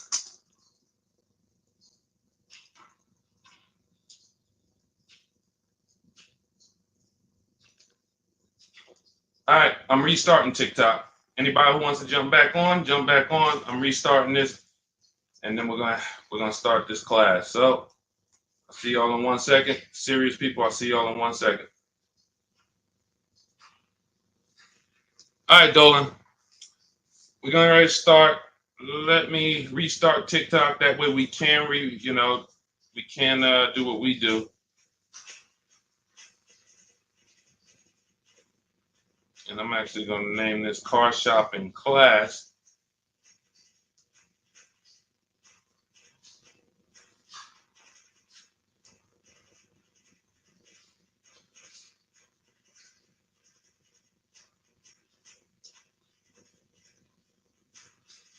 Okay. We did all of this for TikTok, so shout out to. Okay. Welcome. We're back. We're back. I just got you guys set up to do this class we're about to do. We're doing a live class. This is everything you're doing wrong buying, selling, and leasing cars. I have my man Dolan moderating in the background. You guys know we do these streams throughout the week, but we're doing something a little different today that a lot of people are going to get value out of. And let me just give you guys, there you go. So TikTok can see. Now let's start. Okay, so everybody share this with your friend. You are going to want to share this with your friend. Tag your best friend in here. Let's get this going. So everything you're doing wrong buying, selling, leasing cars. This is based on my experience in the car business since 2006. We don't need to do a check-in. Let's just get right to it. We're not going to discuss Turo, rideshare, any of that right now. I just want to give you the mistakes you're making. We're about to go over a lot of mistakes that people that you don't know you're making. Okay, so let's get to mistake number one. Straight up. Oh, this is just a little bit about me. Some of you may not know. I spent 14 years in the car business with Mercedes. I made, good amount of money, six-figure car salesman. I'm not the pub. And without me being in the car business, I would be just like you guys, paying more than market value, not knowing how to get great deals. This was old. At that point, I think we had about 1.7 million followers. Now we're up to 2.3 million. Just a bunch of people that we've helped, little bit bunch of people we helped. But let's get to the first mistake. First mistake is you don't understand when to buy and when to lease. I want to play a game with you guys called Who's Winning. You're about to learn the 8-year rule. The 8-year rule exercise, it's very simple. Now, I need you to stay next to your keyboard. Everybody who's ready to play this is a financial literacy game that you'll never forget. I want you to type 1. Just type a 1. Type a 1. Type a 1. Shout out to, let me see the engaged people. Type a 1. Type a 1.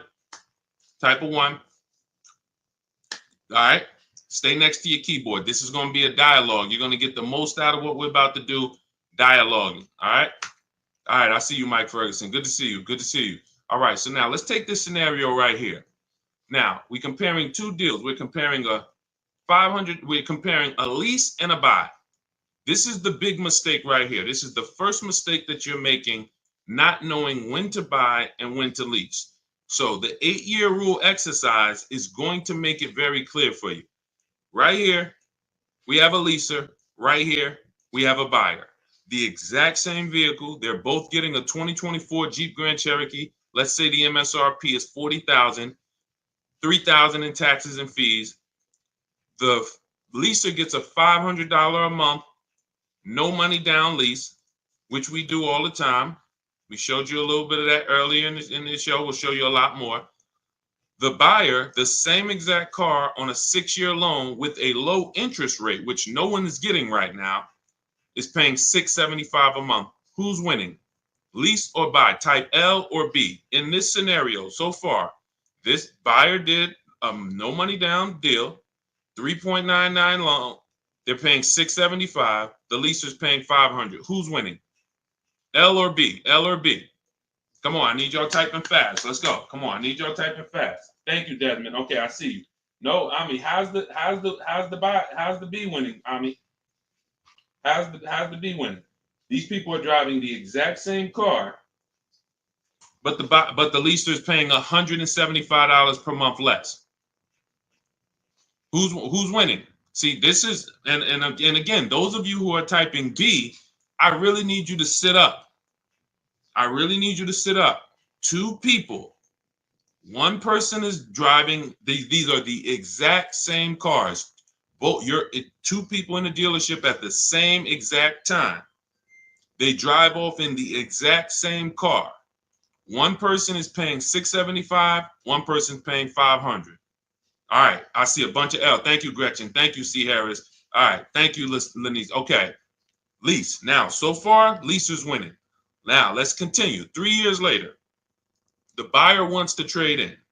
This is for you guys who you buy your cars.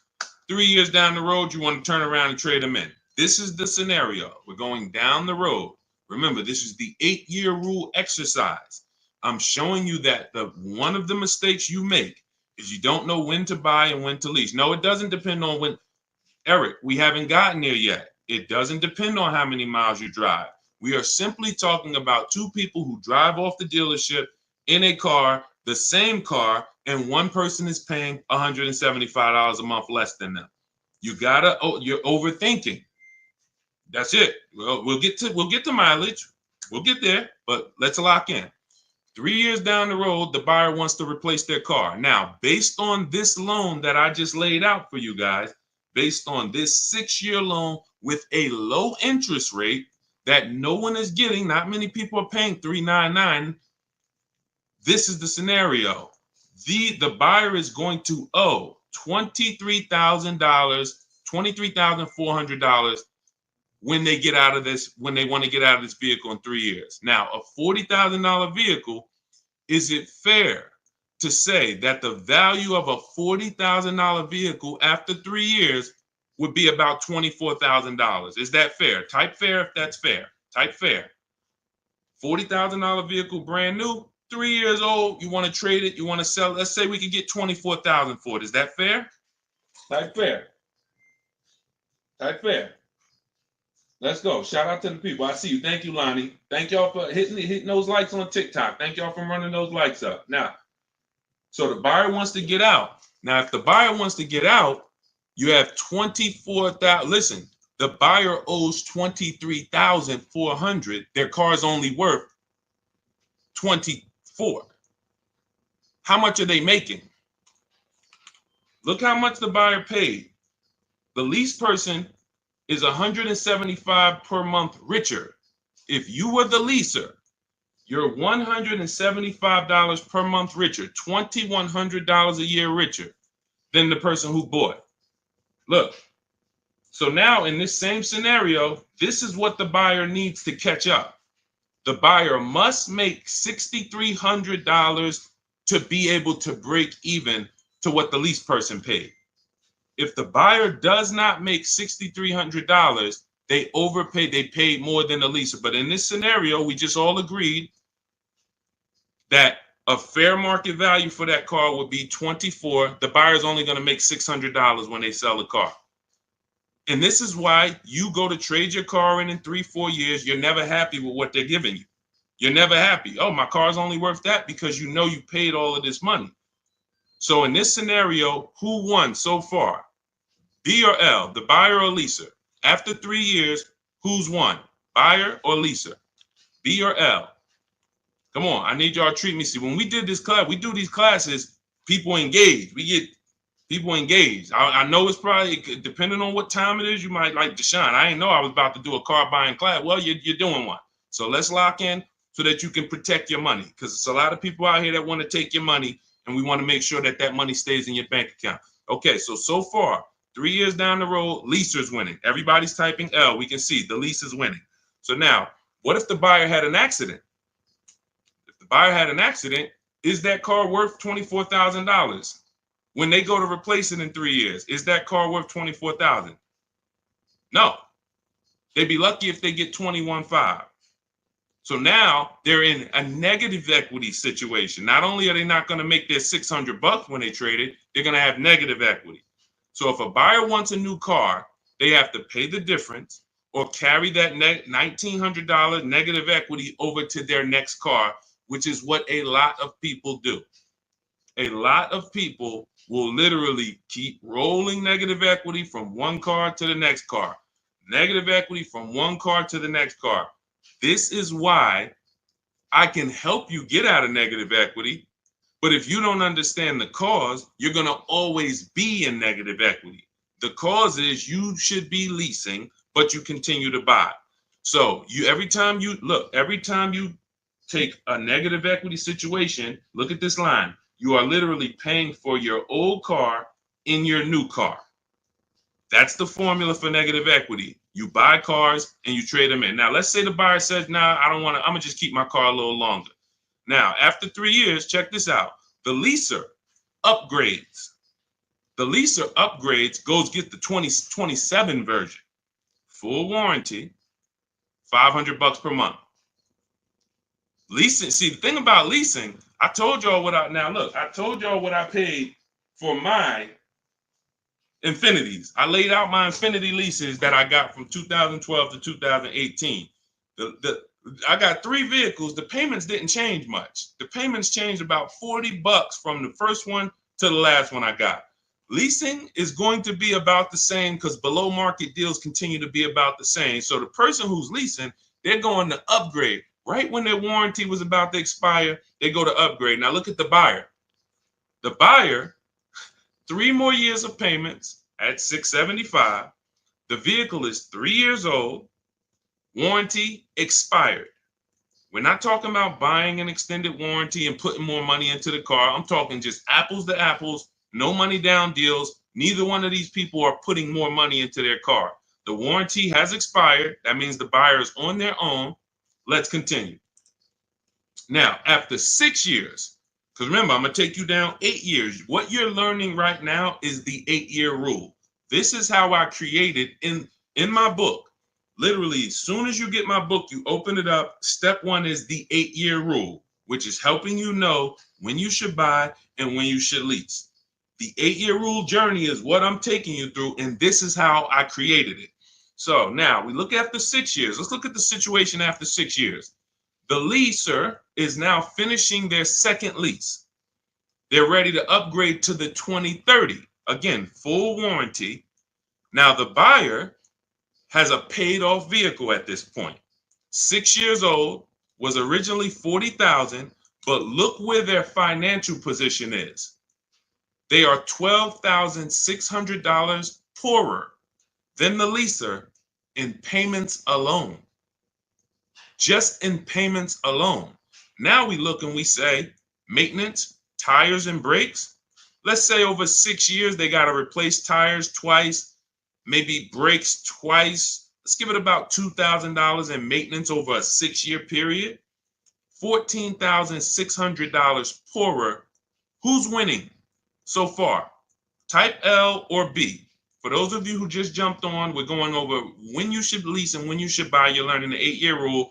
People are engaged. Who's won so far? We're up to year 6. Leaser or the buyer? L or B? L or B? Yep, I see you, Desmond. L. Yep, I see you.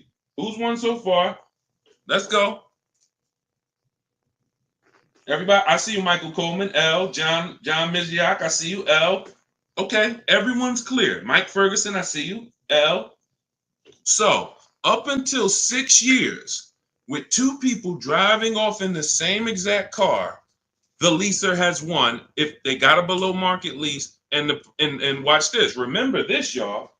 What's the interest rate I use for that buyer scenario? 3.99, which means I'm being very, very conservative, meaning we're being super conservative. If this buyer had a 7% interest rate, like most people, these losses would be a whole lot more. So now, this buyer now needs to, let's say this buyer says, all right, I'm ready to sell my car now. I'm ready to get a new one. I paid off this thing. I just spent 6 years making these $675 payments. Now let me go and do it all over again. Let me sell it. In order for them to break even, they need to get 14,600. Now, a 6-year-old Jeep Grand Cherokee that was originally $40,000 that has 70,000 miles on it. Do we think that we think they could get 14.6? We think they could get 14.6?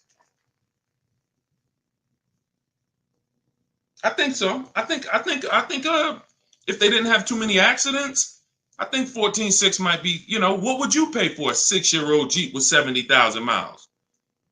You know what I'm saying? You might pay like, all right, 18,000, 6 years old. That's like you going out right now and buying a 2018 Jeep with 70,000 miles on it. You're not going to pay 20 grand for that. So maybe he can break even. Look, Michael said, 12.5. That's not unrealistic, Michael. Because now what we're doing is, look what we're doing, which is a bad position to be in. We're hoping we can get 14.6 to break even. But the important part to understand is even if you get the 14.6, look what you drove and look what they drove. So, okay, let's move on a little bit more. Let's go to look. Let's bring it a little bit more. Let's say they get 14. If they had 2 accidents, you're going to be right where Michael said. You're not getting 14. They're going to get 12. Now they paid. Not only did they not drive a quality vehicle like the leaser, they actually paid more for that privilege of driving a worse vehicle with no warranty and doing the maintenance and all of this stuff so that the leaser didn't have to do. So, and like I said, this is right where many people sell this vehicle and go right back into another 5 or 6 year loan and do the entire thing all over again. All right. Now, so if you were the leaser, let's summarize this. You paid less every month. After 3 years, you drove the better car for less money. You were always under warranty. And we're not even going to talk about if you invested that surplus money into a mutual fund. Because people say, oh, well, people who lease are not into like investing and like saving for. No, you have. Look, if I'm paying $100, $200, $300 a month less than you, I can use that money to actually put it into the stock market and gain something versus having that money in my vehicle and miss those years to be able to invest. So now, if you were the person who leased, that's an interesting scenario because in my class, listen, we put 30,000 people through this class in 3 years. I get into finances. So I show them what, if they invested it, what would the gains be? So we'll skip that part. All right. So now let's talk about when do things really change? Deshone, is there a point when the buyer starts to win? Yes, there is. If the buyer kept the vehicle one more year in this scenario, the leaser is going to pay an additional $6,000 because the leaser always has a payment. And this is going to give the buyer time to catch up. Even though the buyer has no payment, that 7th year, it could be a toss-up. That because again, you've paid so much money, you know that 7th year is going to be a toss-up if you're going to break even. That's why it's the 8-year rule. When you get to year 8, when you get to your 8th year of ownership as a buyer, you come out ahead. Even with the maintenance, you come out ahead. So the 8-year rule says if you don't keep a vehicle at least 8 years, you want the least amount of money coming out of your bank account, you lease. We're clear on this? This is a new car versus lease scenario. Clear? Clear? Clear? Type clear if you're clear. Type clear if you're clear. Okay? Type clear if you're clear. Now, check this out. Everything that you're learning is inside my new digital book. It's called Cars from Home, 7 Steps to Saving Time, Money, and Avoiding Dealerships. It's normally $97. This is just step 1. The leasing versus buying is step 1. My book is normally $97. It's 5 stars. You can get a copy of it by going to my TikTok bio, my Instagram bio, the YouTube comments, or the Facebook comments, and you'll get my welcome offer, which is 75% off, but it's only for 30 minutes. If you visited the site and that timer started ticking, once it gets to 0, the book is $97. So if you don't want to worry about learning any of this, or you want to avoid all of these mistakes I'm going to be going over for the next couple minutes, go grab your copy, come back to the stream before that timer hits 0. Again, in my TikTok bio, the Instagram bio, Dolan posts a comment in the YouTube and the Facebook comments. Go grab your book. It'll be in your inbox by the time we finish class, and you'll have my blueprint for getting below market leases, purchases, new cars, used cars that you can use for over and over and over and over again. Okay, go get your book. Let's get back to the show. Let's get back to the class. So when people ask me, Deshone, where'd you come up with the 8-year rule? Now you know it's based on math. It's based on depreciation. It's based on resale value. Okay. Now I know what a lot of you are thinking, so let's continue to go there. And then again, this is the goal. If your goal is to keep your next car between 8 and 20 years, who has a vehicle that they've had for more than 8 years? Type the number of years you've had it into the chat. Because people might be like, Deshone, nobody's keeping a vehicle 12 years anymore. Listen, you're about to find out. Look at the chat. I guarantee you, you're going to see some people in here that got vehicles 10 years, 12 years. Sometimes we get people 16 years. Again, you're just realizing, Deshone, that ain't me. And that's fine. Look, Shay has her vehicle 22 years. Look, Enrique, 13 years. Melanie, 11 years. Look, Desmond, 9 years. Michael Coleman, 10 years. I see. Look, so understand that if you're on this side, when you are talking to your family, your spouse, yourself, your child, and you're like, okay, what's the first thing we need to decide? How long are you keeping in that car? But realize your values are not your children's values necessarily. When you ask your child, hey, are we going to get you a car? How many years you want to keep it? Some children long term, I keep it till the wheels fall off. They're like you. Fine. You buy it. But if they're not good, I'll probably keep it a couple years, 3, 4, 5 years, then you should be leasing. Tons of people buy their kid their first car, pay $400 or $500 a month when they could literally instead of paying $400 or $500 a month, they could be like, just got a $365 a month lease. And I had a friend tell me this. He was like, Deshone, after I learned this, my father bought me my first car, and I was literally like 20, and I was paying $450, almost $500 a month. He would help me with the payment, but it was more money than I really wanted to spend. I should have, and he's like, you should have, hold on, let me see. Look, right here, India, use our system. She used the stuff in the book that you're going to learn in my book on how we get bids for leases. She gets a Hyundai Elantra Limited that has the leather, has the bells on. Look, $365 a month, no money down. So your first car could have been that instead of it being a used car. So that's why this is the rules. All right, let's continue. So now, mistake number 2, because that was only mistake number 1. Thinking they limit you on mileage. With a lease, you pick the mileage. They don't pick it for you. These are the lease mileage options. 5,000 miles per year on exotic cars and super luxury cars, Bentley, Ferraris, Lamborghinis. Usually they have an ultra low mileage lease, 7,500 miles per year on some luxury brands. And more people are offering low mileage options now, not just some luxury brands, but 10,000 miles per year are most brands. 12,000 miles per year, pretty much all brands. 15,000 miles per year, all brands. Up to 30,000 miles per year, most brands. You pick this.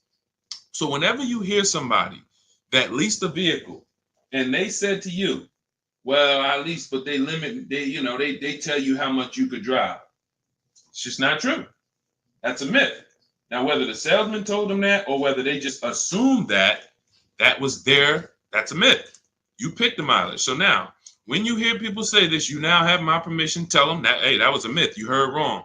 Or, they were a payment buyer. We'll talk about that in a little bit.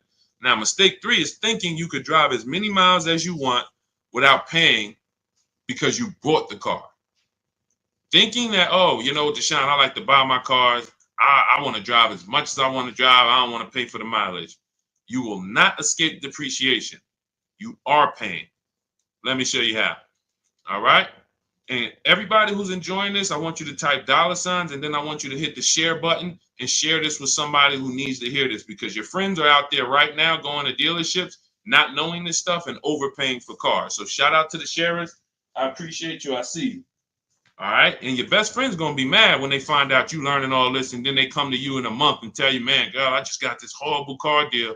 And they're like, oh, you don't know Deshone? You should have followed this guy, Deshone. And they're going to ask you, well, how long did you know about him? Why didn't you tell me about him? So So, all right. So now let's go to some high mileage scenarios to the people who like, oh, well, I want to drive as much as I want to drive. All right, let's take this scenario. We're still in a lease versus buy. $750 a month for a high mileage lease. So instead of that old $500 payment, we're just going to assume, and it's not usually that much, that this person went from a 12,000 mile a year lease at 500. They're going to pay $250 more per month because they want to drive $30,000 a month. I mean, 30,000 miles a year, rather. So high mileage lease, $750. Now, the buyer, it doesn't change. Their scenario is the same. $675 per month. They still got the same 6-year loan, no money down. Now who's winning? Now who's winning? See, this is all about looking in the short term, and then we go down the road. In the short term, who's winning here? L or B, lease or buyer? Payment-wise, who's winning? Two people drive off in the same car. Buyer's paying $675 at that interest rate. Leasers, high mileage lease, $30,000, paying $750 a month. Who's winning, L or B? Yep, Michael Cole. Yep, B. I see you, MT. B. All right, I love y'all. I see y'all, man, locked in. Let's go. So B is winning. The buyer is winning at this particular time. The buyer's winning. He's paying less, or she's paying less, driving down the road, driving, lots of miles, thinking, okay, I'm winning. All right, cool. Let's continue. In this scenario, let's go down the road a little bit. Does the buyer really win? Well, the buyer is $2,700 richer than the person who leases. At the end, let's look at, remember, after 3 years, the loan balance on that buy is $23,400. So if this buyer wants to trade this car in, this is where you high mileage drivers who drive 18,000, 20,000, 25,000, but you buy your cars and then you want to replace them in 3 years. This is where you get slaughtered. I'm going to show you right here. 2027, let's say the buyer says, man, all right, I've been driving this, man. I want to get rid of it before it hits 100,000. Now, what is this vehicle that is 3 years old with 90,000 miles worth? We already said earlier that with regular miles, it would be worth about 24,000. That's 36,000 miles. It'd be worth about 24. Is it fair to say 90,000 miles on a 3-year-old vehicle? Be lucky to get about 15. And again, think about what you would pay for it. Think about what you would pay. A person comes up, 3-year-old Jeep Grand Cherokee, 90,000 miles on it. Yeah, it was 40,000 brand new, but that car should have about 36,000 on it. It has 90,000 on it. Was it fair to say? Yep, fair to say about 15. Okay, perfect, 15. Now they owe 23.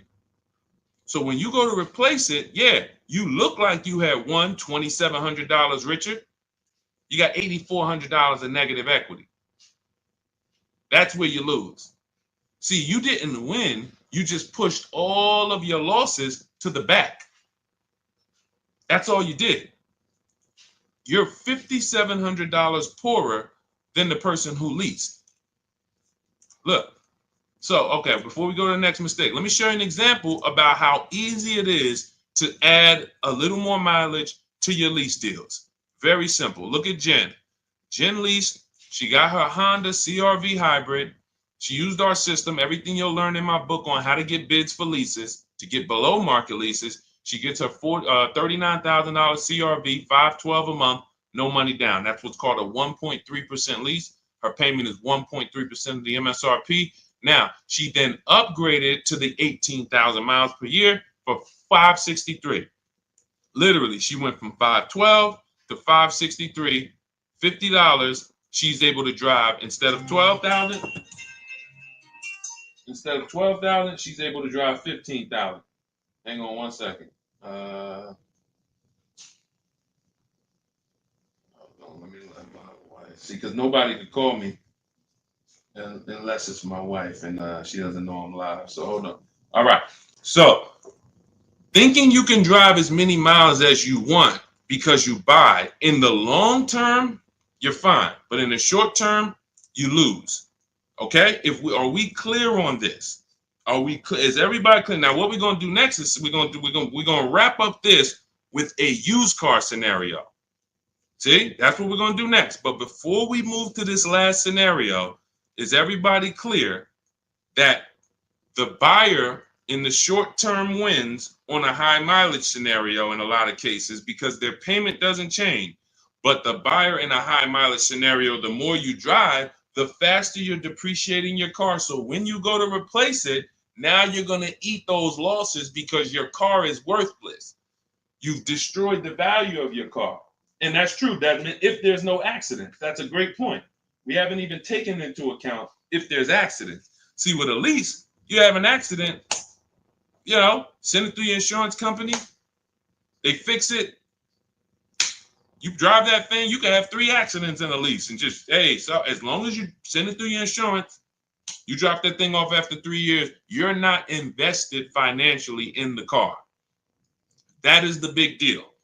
Okay? Again, everything we're discussing before we hit this last scenario, which is the used car. See, what this really is, because I can't go over 23 mistakes. I can't give you guys, I'm just saying it, especially with the format, I can't give you the 23 mistakes.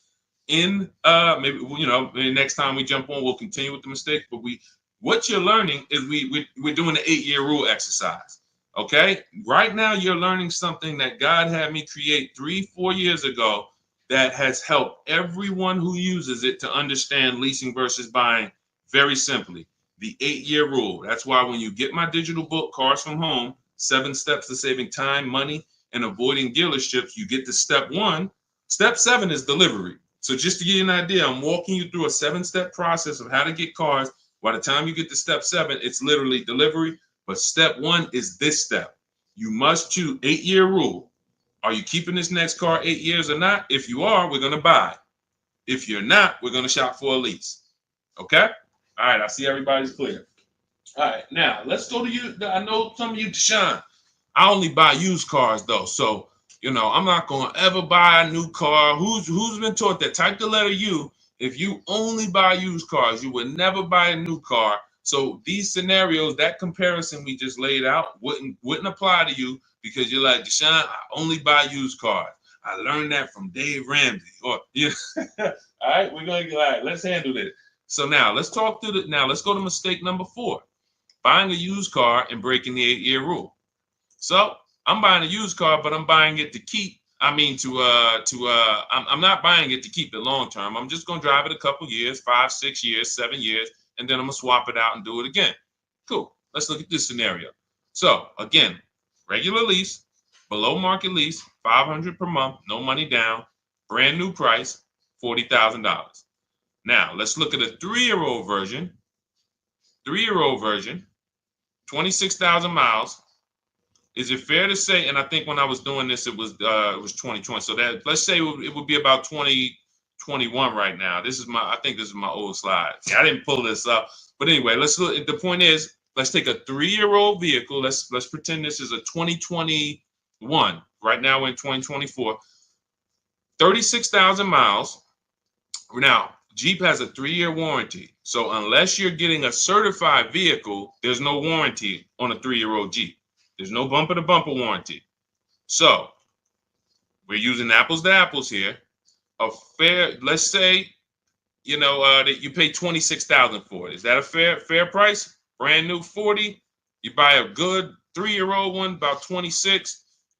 Financing that on a 5-year loan, you'd be at $550 a month. You have $550 a month on a 5-year loan. Now, check this out. At this particular time, who's winning? $550 a month for a 3-year-old Jeep with 36,000 miles and potentially no warranty, or $500 a month on a brand new Jeep, $40,000 vehicle, full warranty. Who's winning? Lease or buy? L or B? This is the used car scenario. Used car scenario. Who's winning? 3-year-old Jeep, $550 a month, brand new lease. Who's winning? L or B? L or B? All right, I see you, Gretchen. L. All right, I see you. MTL. Renee. L. Desmond. L. All right. Everybody's following it. And this is why we've been able to have 30,000 people go through this class, enjoy it, learn a lot. Most people, and especially when I'm going to give y'all a preview of the other mistakes, but maybe we'll hit on those on another stream. But people will come and they will be like, man, I've been making a lot of mistakes. But this is what we need. You can't move to, again, and I wouldn't know this stuff without me being up in the car business since I was 2006. So don't think, oh man, shoot, I've been messing up. Yeah, but it's $1 billion industry that programs you to mess up and doesn't teach you. Like when you're buying a house, you have realtors and trained people with licenses and all of that.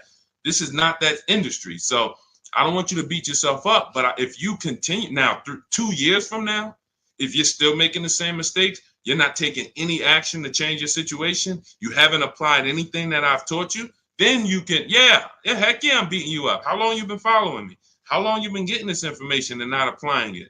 So, but we're not going to do that. We're going to take action today, and we're never going to make these mistakes again. Not when it comes to this leasing versus buying. All right, so right now the lease is winning. So after 6 years, let's look at the scenario. $500 a month. The leaser is about to upgrade to a 2030 version. 2030. So they're about to be to their third lease vehicle, brand new, paying their $500 a month, driving brand new cars, hassle free. Now, the buyer has a paid off 9-year-old vehicle. It had 36,000 on it, 36,000 miles when they bought it. Now, we literally have let's say at 12,000 miles per year, that vehicle would now have 106,000 miles and it's 9 years old. $3,600 poorer in payments. They paid $3,600 more to drive an older vehicle with no warranty. After keeping it that long in an older vehicle, we're going to give it about $4,000 in maintenance.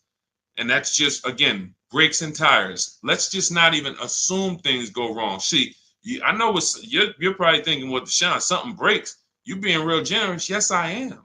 Because I don't want people to think, oh, he's gearing us toward this. No, I'm just saying maintenance, tires, and brakes replaced twice.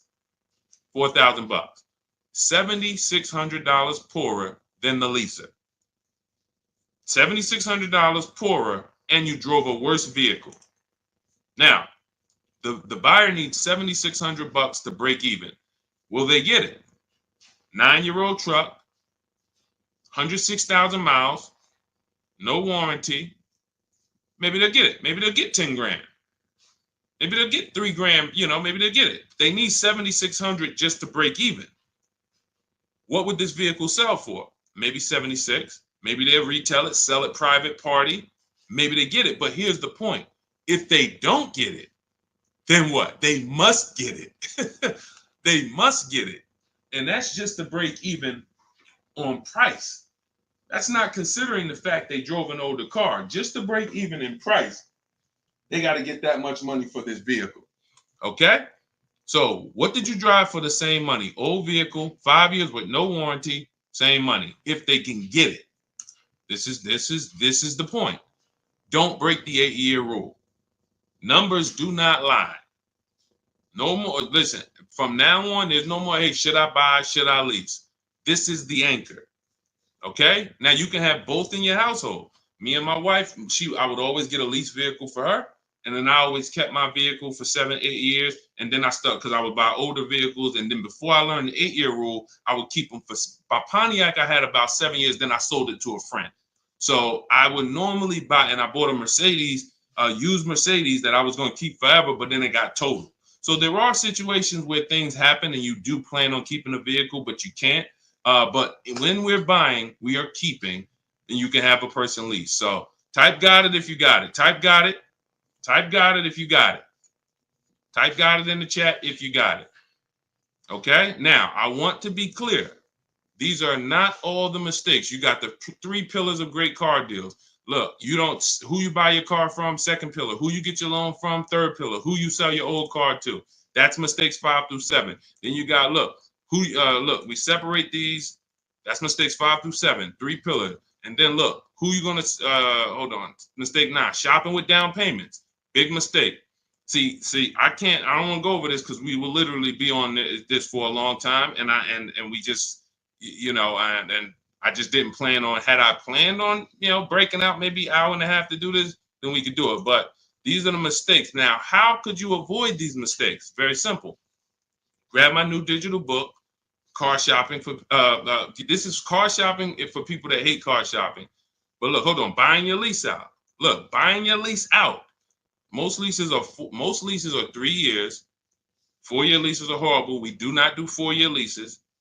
Lease buyout loans for lower payment. For most people who want to buy their lease, they're going to take a loan out.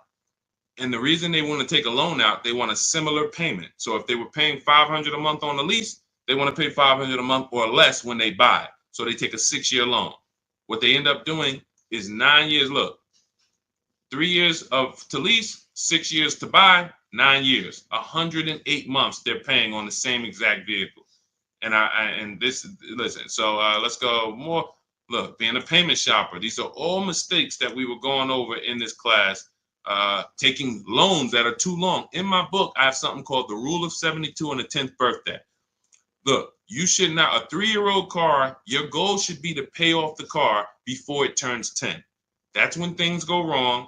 That's when you should be putting money to the side for maintenance and upkeep. But if you still have a car payment, you are going to be in trouble and you're taking a lot of risk. So I can't tell you, most of the people who have horrible car experiences, car broke down, they still owe the bank, transmissions out, they still have a payment due, but they can't they can't drive it. This is how they get repos. And this is a huge mistake that a lot of people make.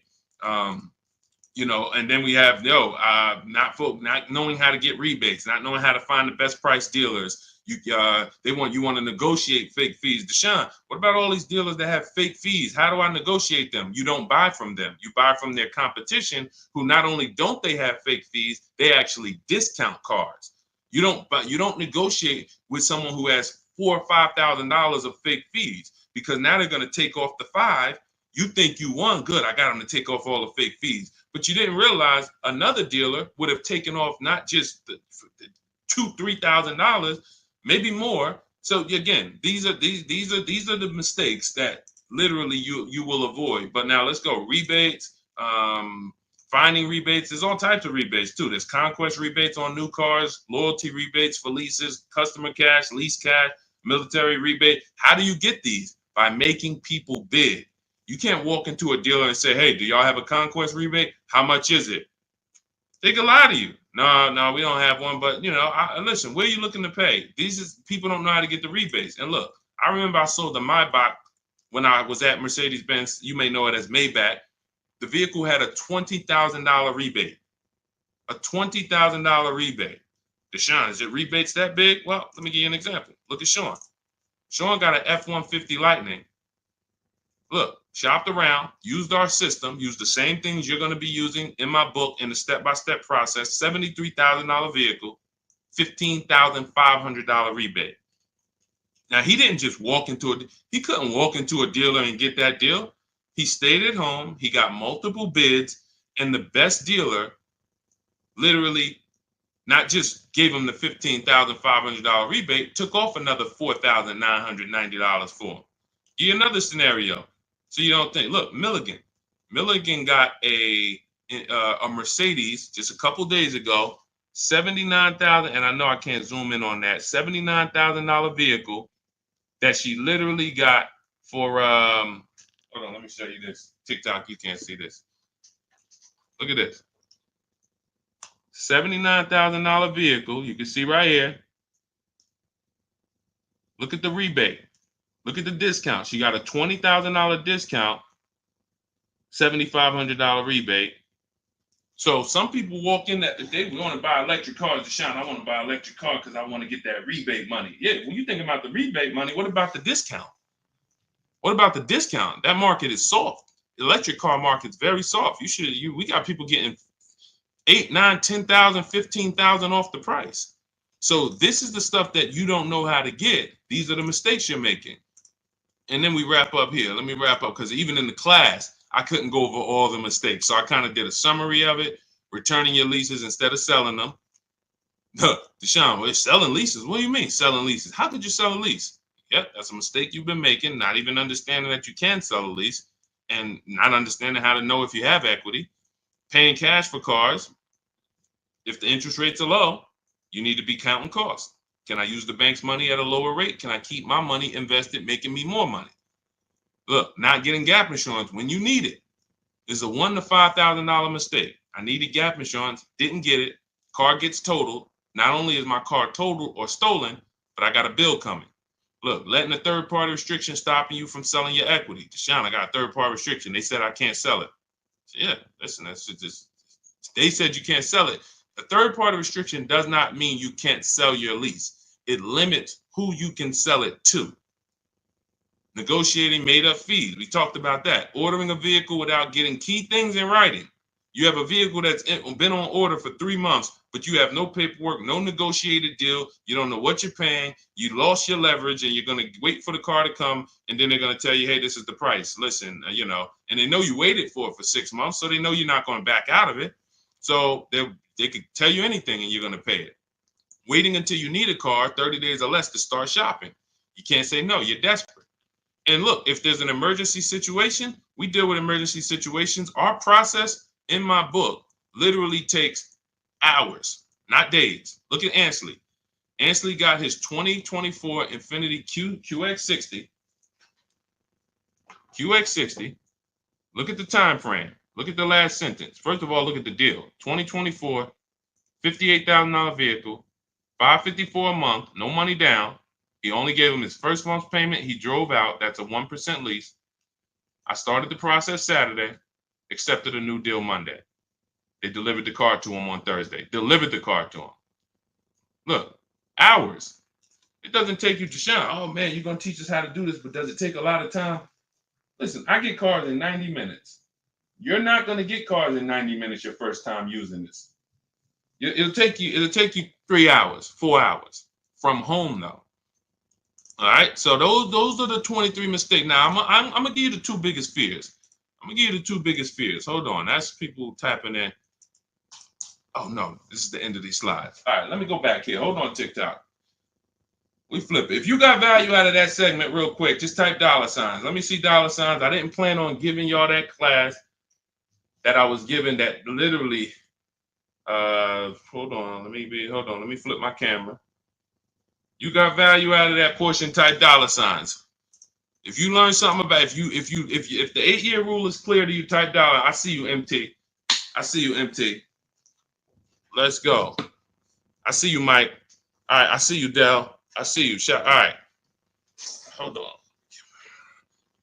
Okay, thank you, Gretchen. Look, she lit it up with the $signs. All right, so now what you just learned, this 8-year rule thing, forever in your mind. Forever. I see you, Darren. Forever in your mind. 8-year rule now. That's the leasing versus. As soon as you hear lease, buy, 8-year rule pops in. 8-year rule. And so now another thing I would teach in this class is hold on, let me stop sharing my screen.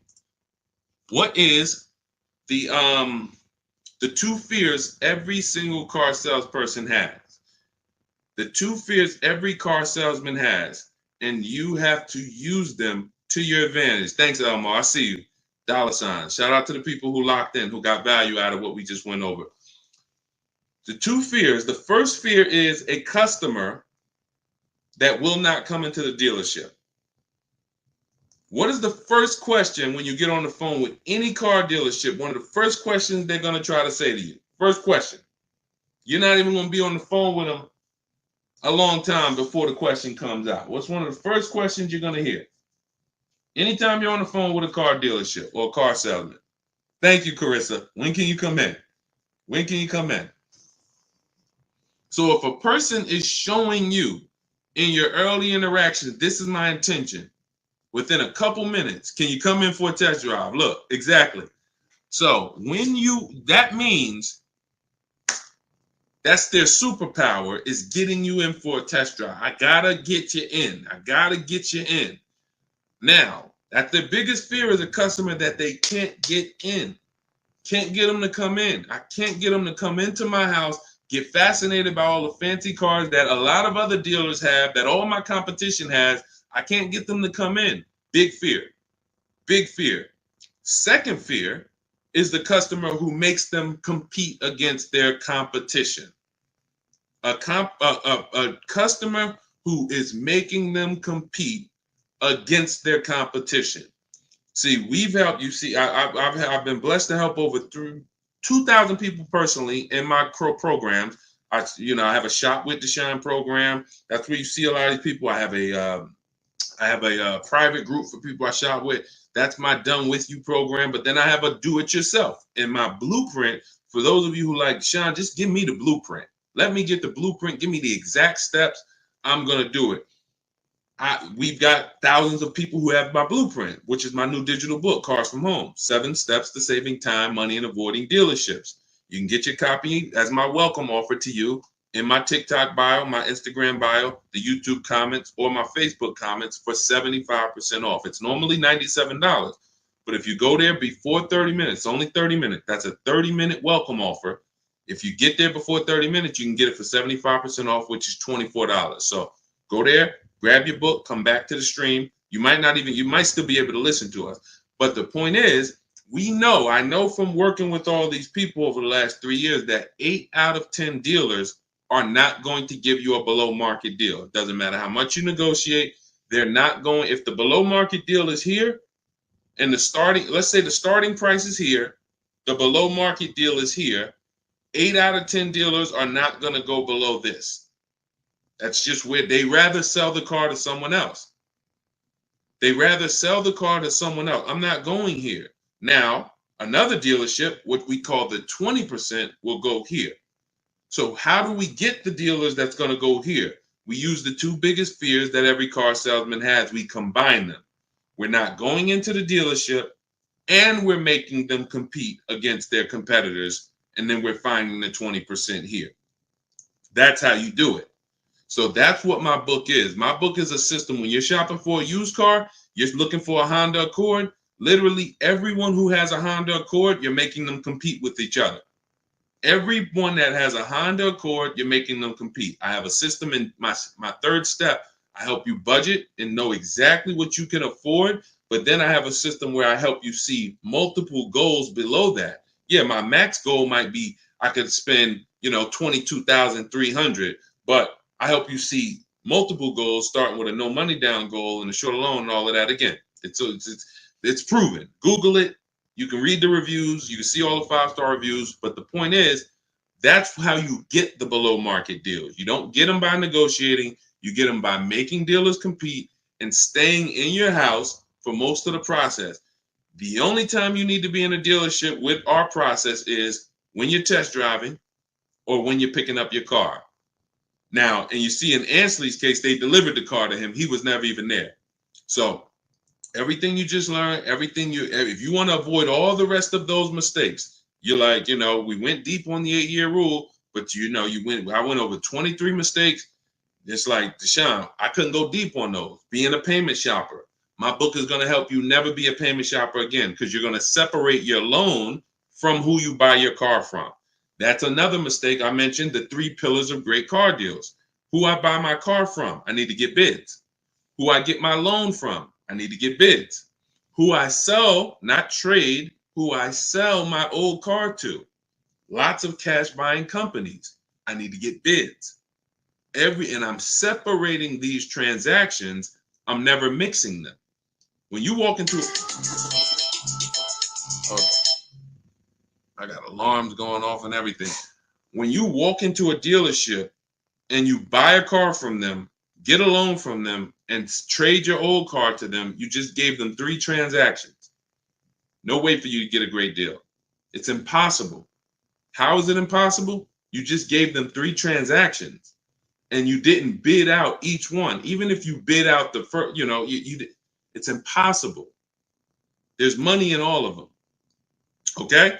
So everything you learn to avoid these mistakes and to make sure you're getting deals like the people you saw, go to any of my pages. You'll see dozens and dozens of people who just swear by the Cars from Home system. People like you, grandmothers, single mothers, introverts, soft-spoken people. Deshone, I hate negotiating. This all works for you. And some negotiators, you're like, Deshone, I negotiate for a living, but I'd rather get bids. I'm a negotiator. I can negotiate. I enjoy it. I would never negotiate for a car. I'm getting bids. And I end with this. I always compare this to like buying a product from 3 different grocery stores. You walk in, see, they've taught you, just come to the closest Nissan dealer. All the prices are the same. Come to the closest Toyota dealership. All the prices are the same. I want you to think of a product. You go into the grocery store. You go in the shop, right? You see the same product. Okay, it's $7.99 here. You go in the shop, Stop and Shop, it's $9.99. You go in the Pathmark, it's $4.99. You go in the Walmart, it's $3.79. How is the same exact product 4 different prices depending on what store you're in? Same thing with cars, but instead of the dollars, my lease over here might be $700 a month. My lease over here might be $600. Matter of fact, let me show you one more scenario just to drive this point home. Let me show you one more scenario to drive this point home, Teddy, because he laid out everything when he got his new BMW.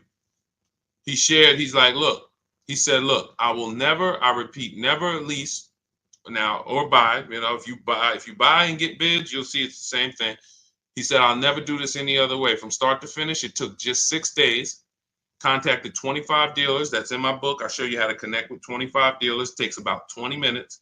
In 4 nearby states. He's on the Indiana border, right outside Chicago. He said, I received 10 offers. I only used the scripts and provided. Now, I got scripts, email scripts in my course, in my book, not talking scripts.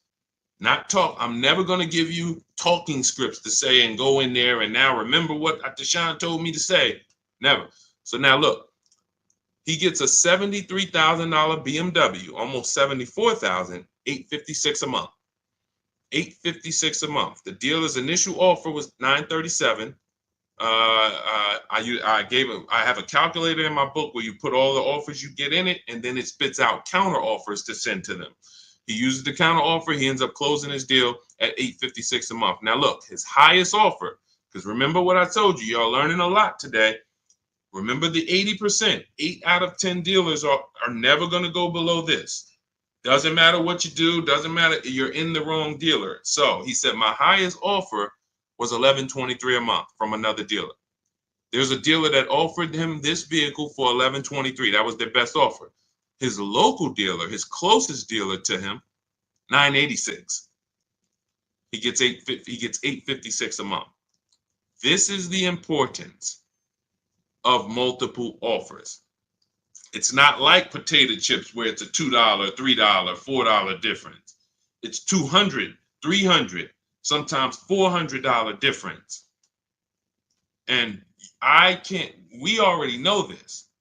You are going to prove it to yourself when you use this. I see a lot of people saying, I got the book. God bless you. Use it and win. And make sure you send me your deals when you make them. Write me emails, Deshone, check out the deal I just got. I love seeing those. I love seeing the deals you get and bringing them into the show. But go grab your book. It's my welcome offer. You won't pay $97. You got my new book for $24 as long as you get there before the 30 minutes is up. Cars from Home, 7 Steps to Saving Time, Money, and Avoiding Dealerships. In my TikTok bio, my Instagram bio, the YouTube comments or the Facebook comments. Use it. Everything you need is in there. This is what we do over here. Join our family, and the people who got the book, I'm happy to have you. All right, we did something a little different today, and I enjoyed it. I hope you got a lot of value out of it, and if you were locked in, you should have got a lot of value out of it. Gretchen said, I love the counter offer calculator. I'm glad. And you know, we used to do this manually, Gretchen. There's 6 calculators in that book, either 5 or we got the counter offer calculator for leases that we invented. We got the counter offer calculator for purchases we invented. We got the perfect budget calculator for purchases.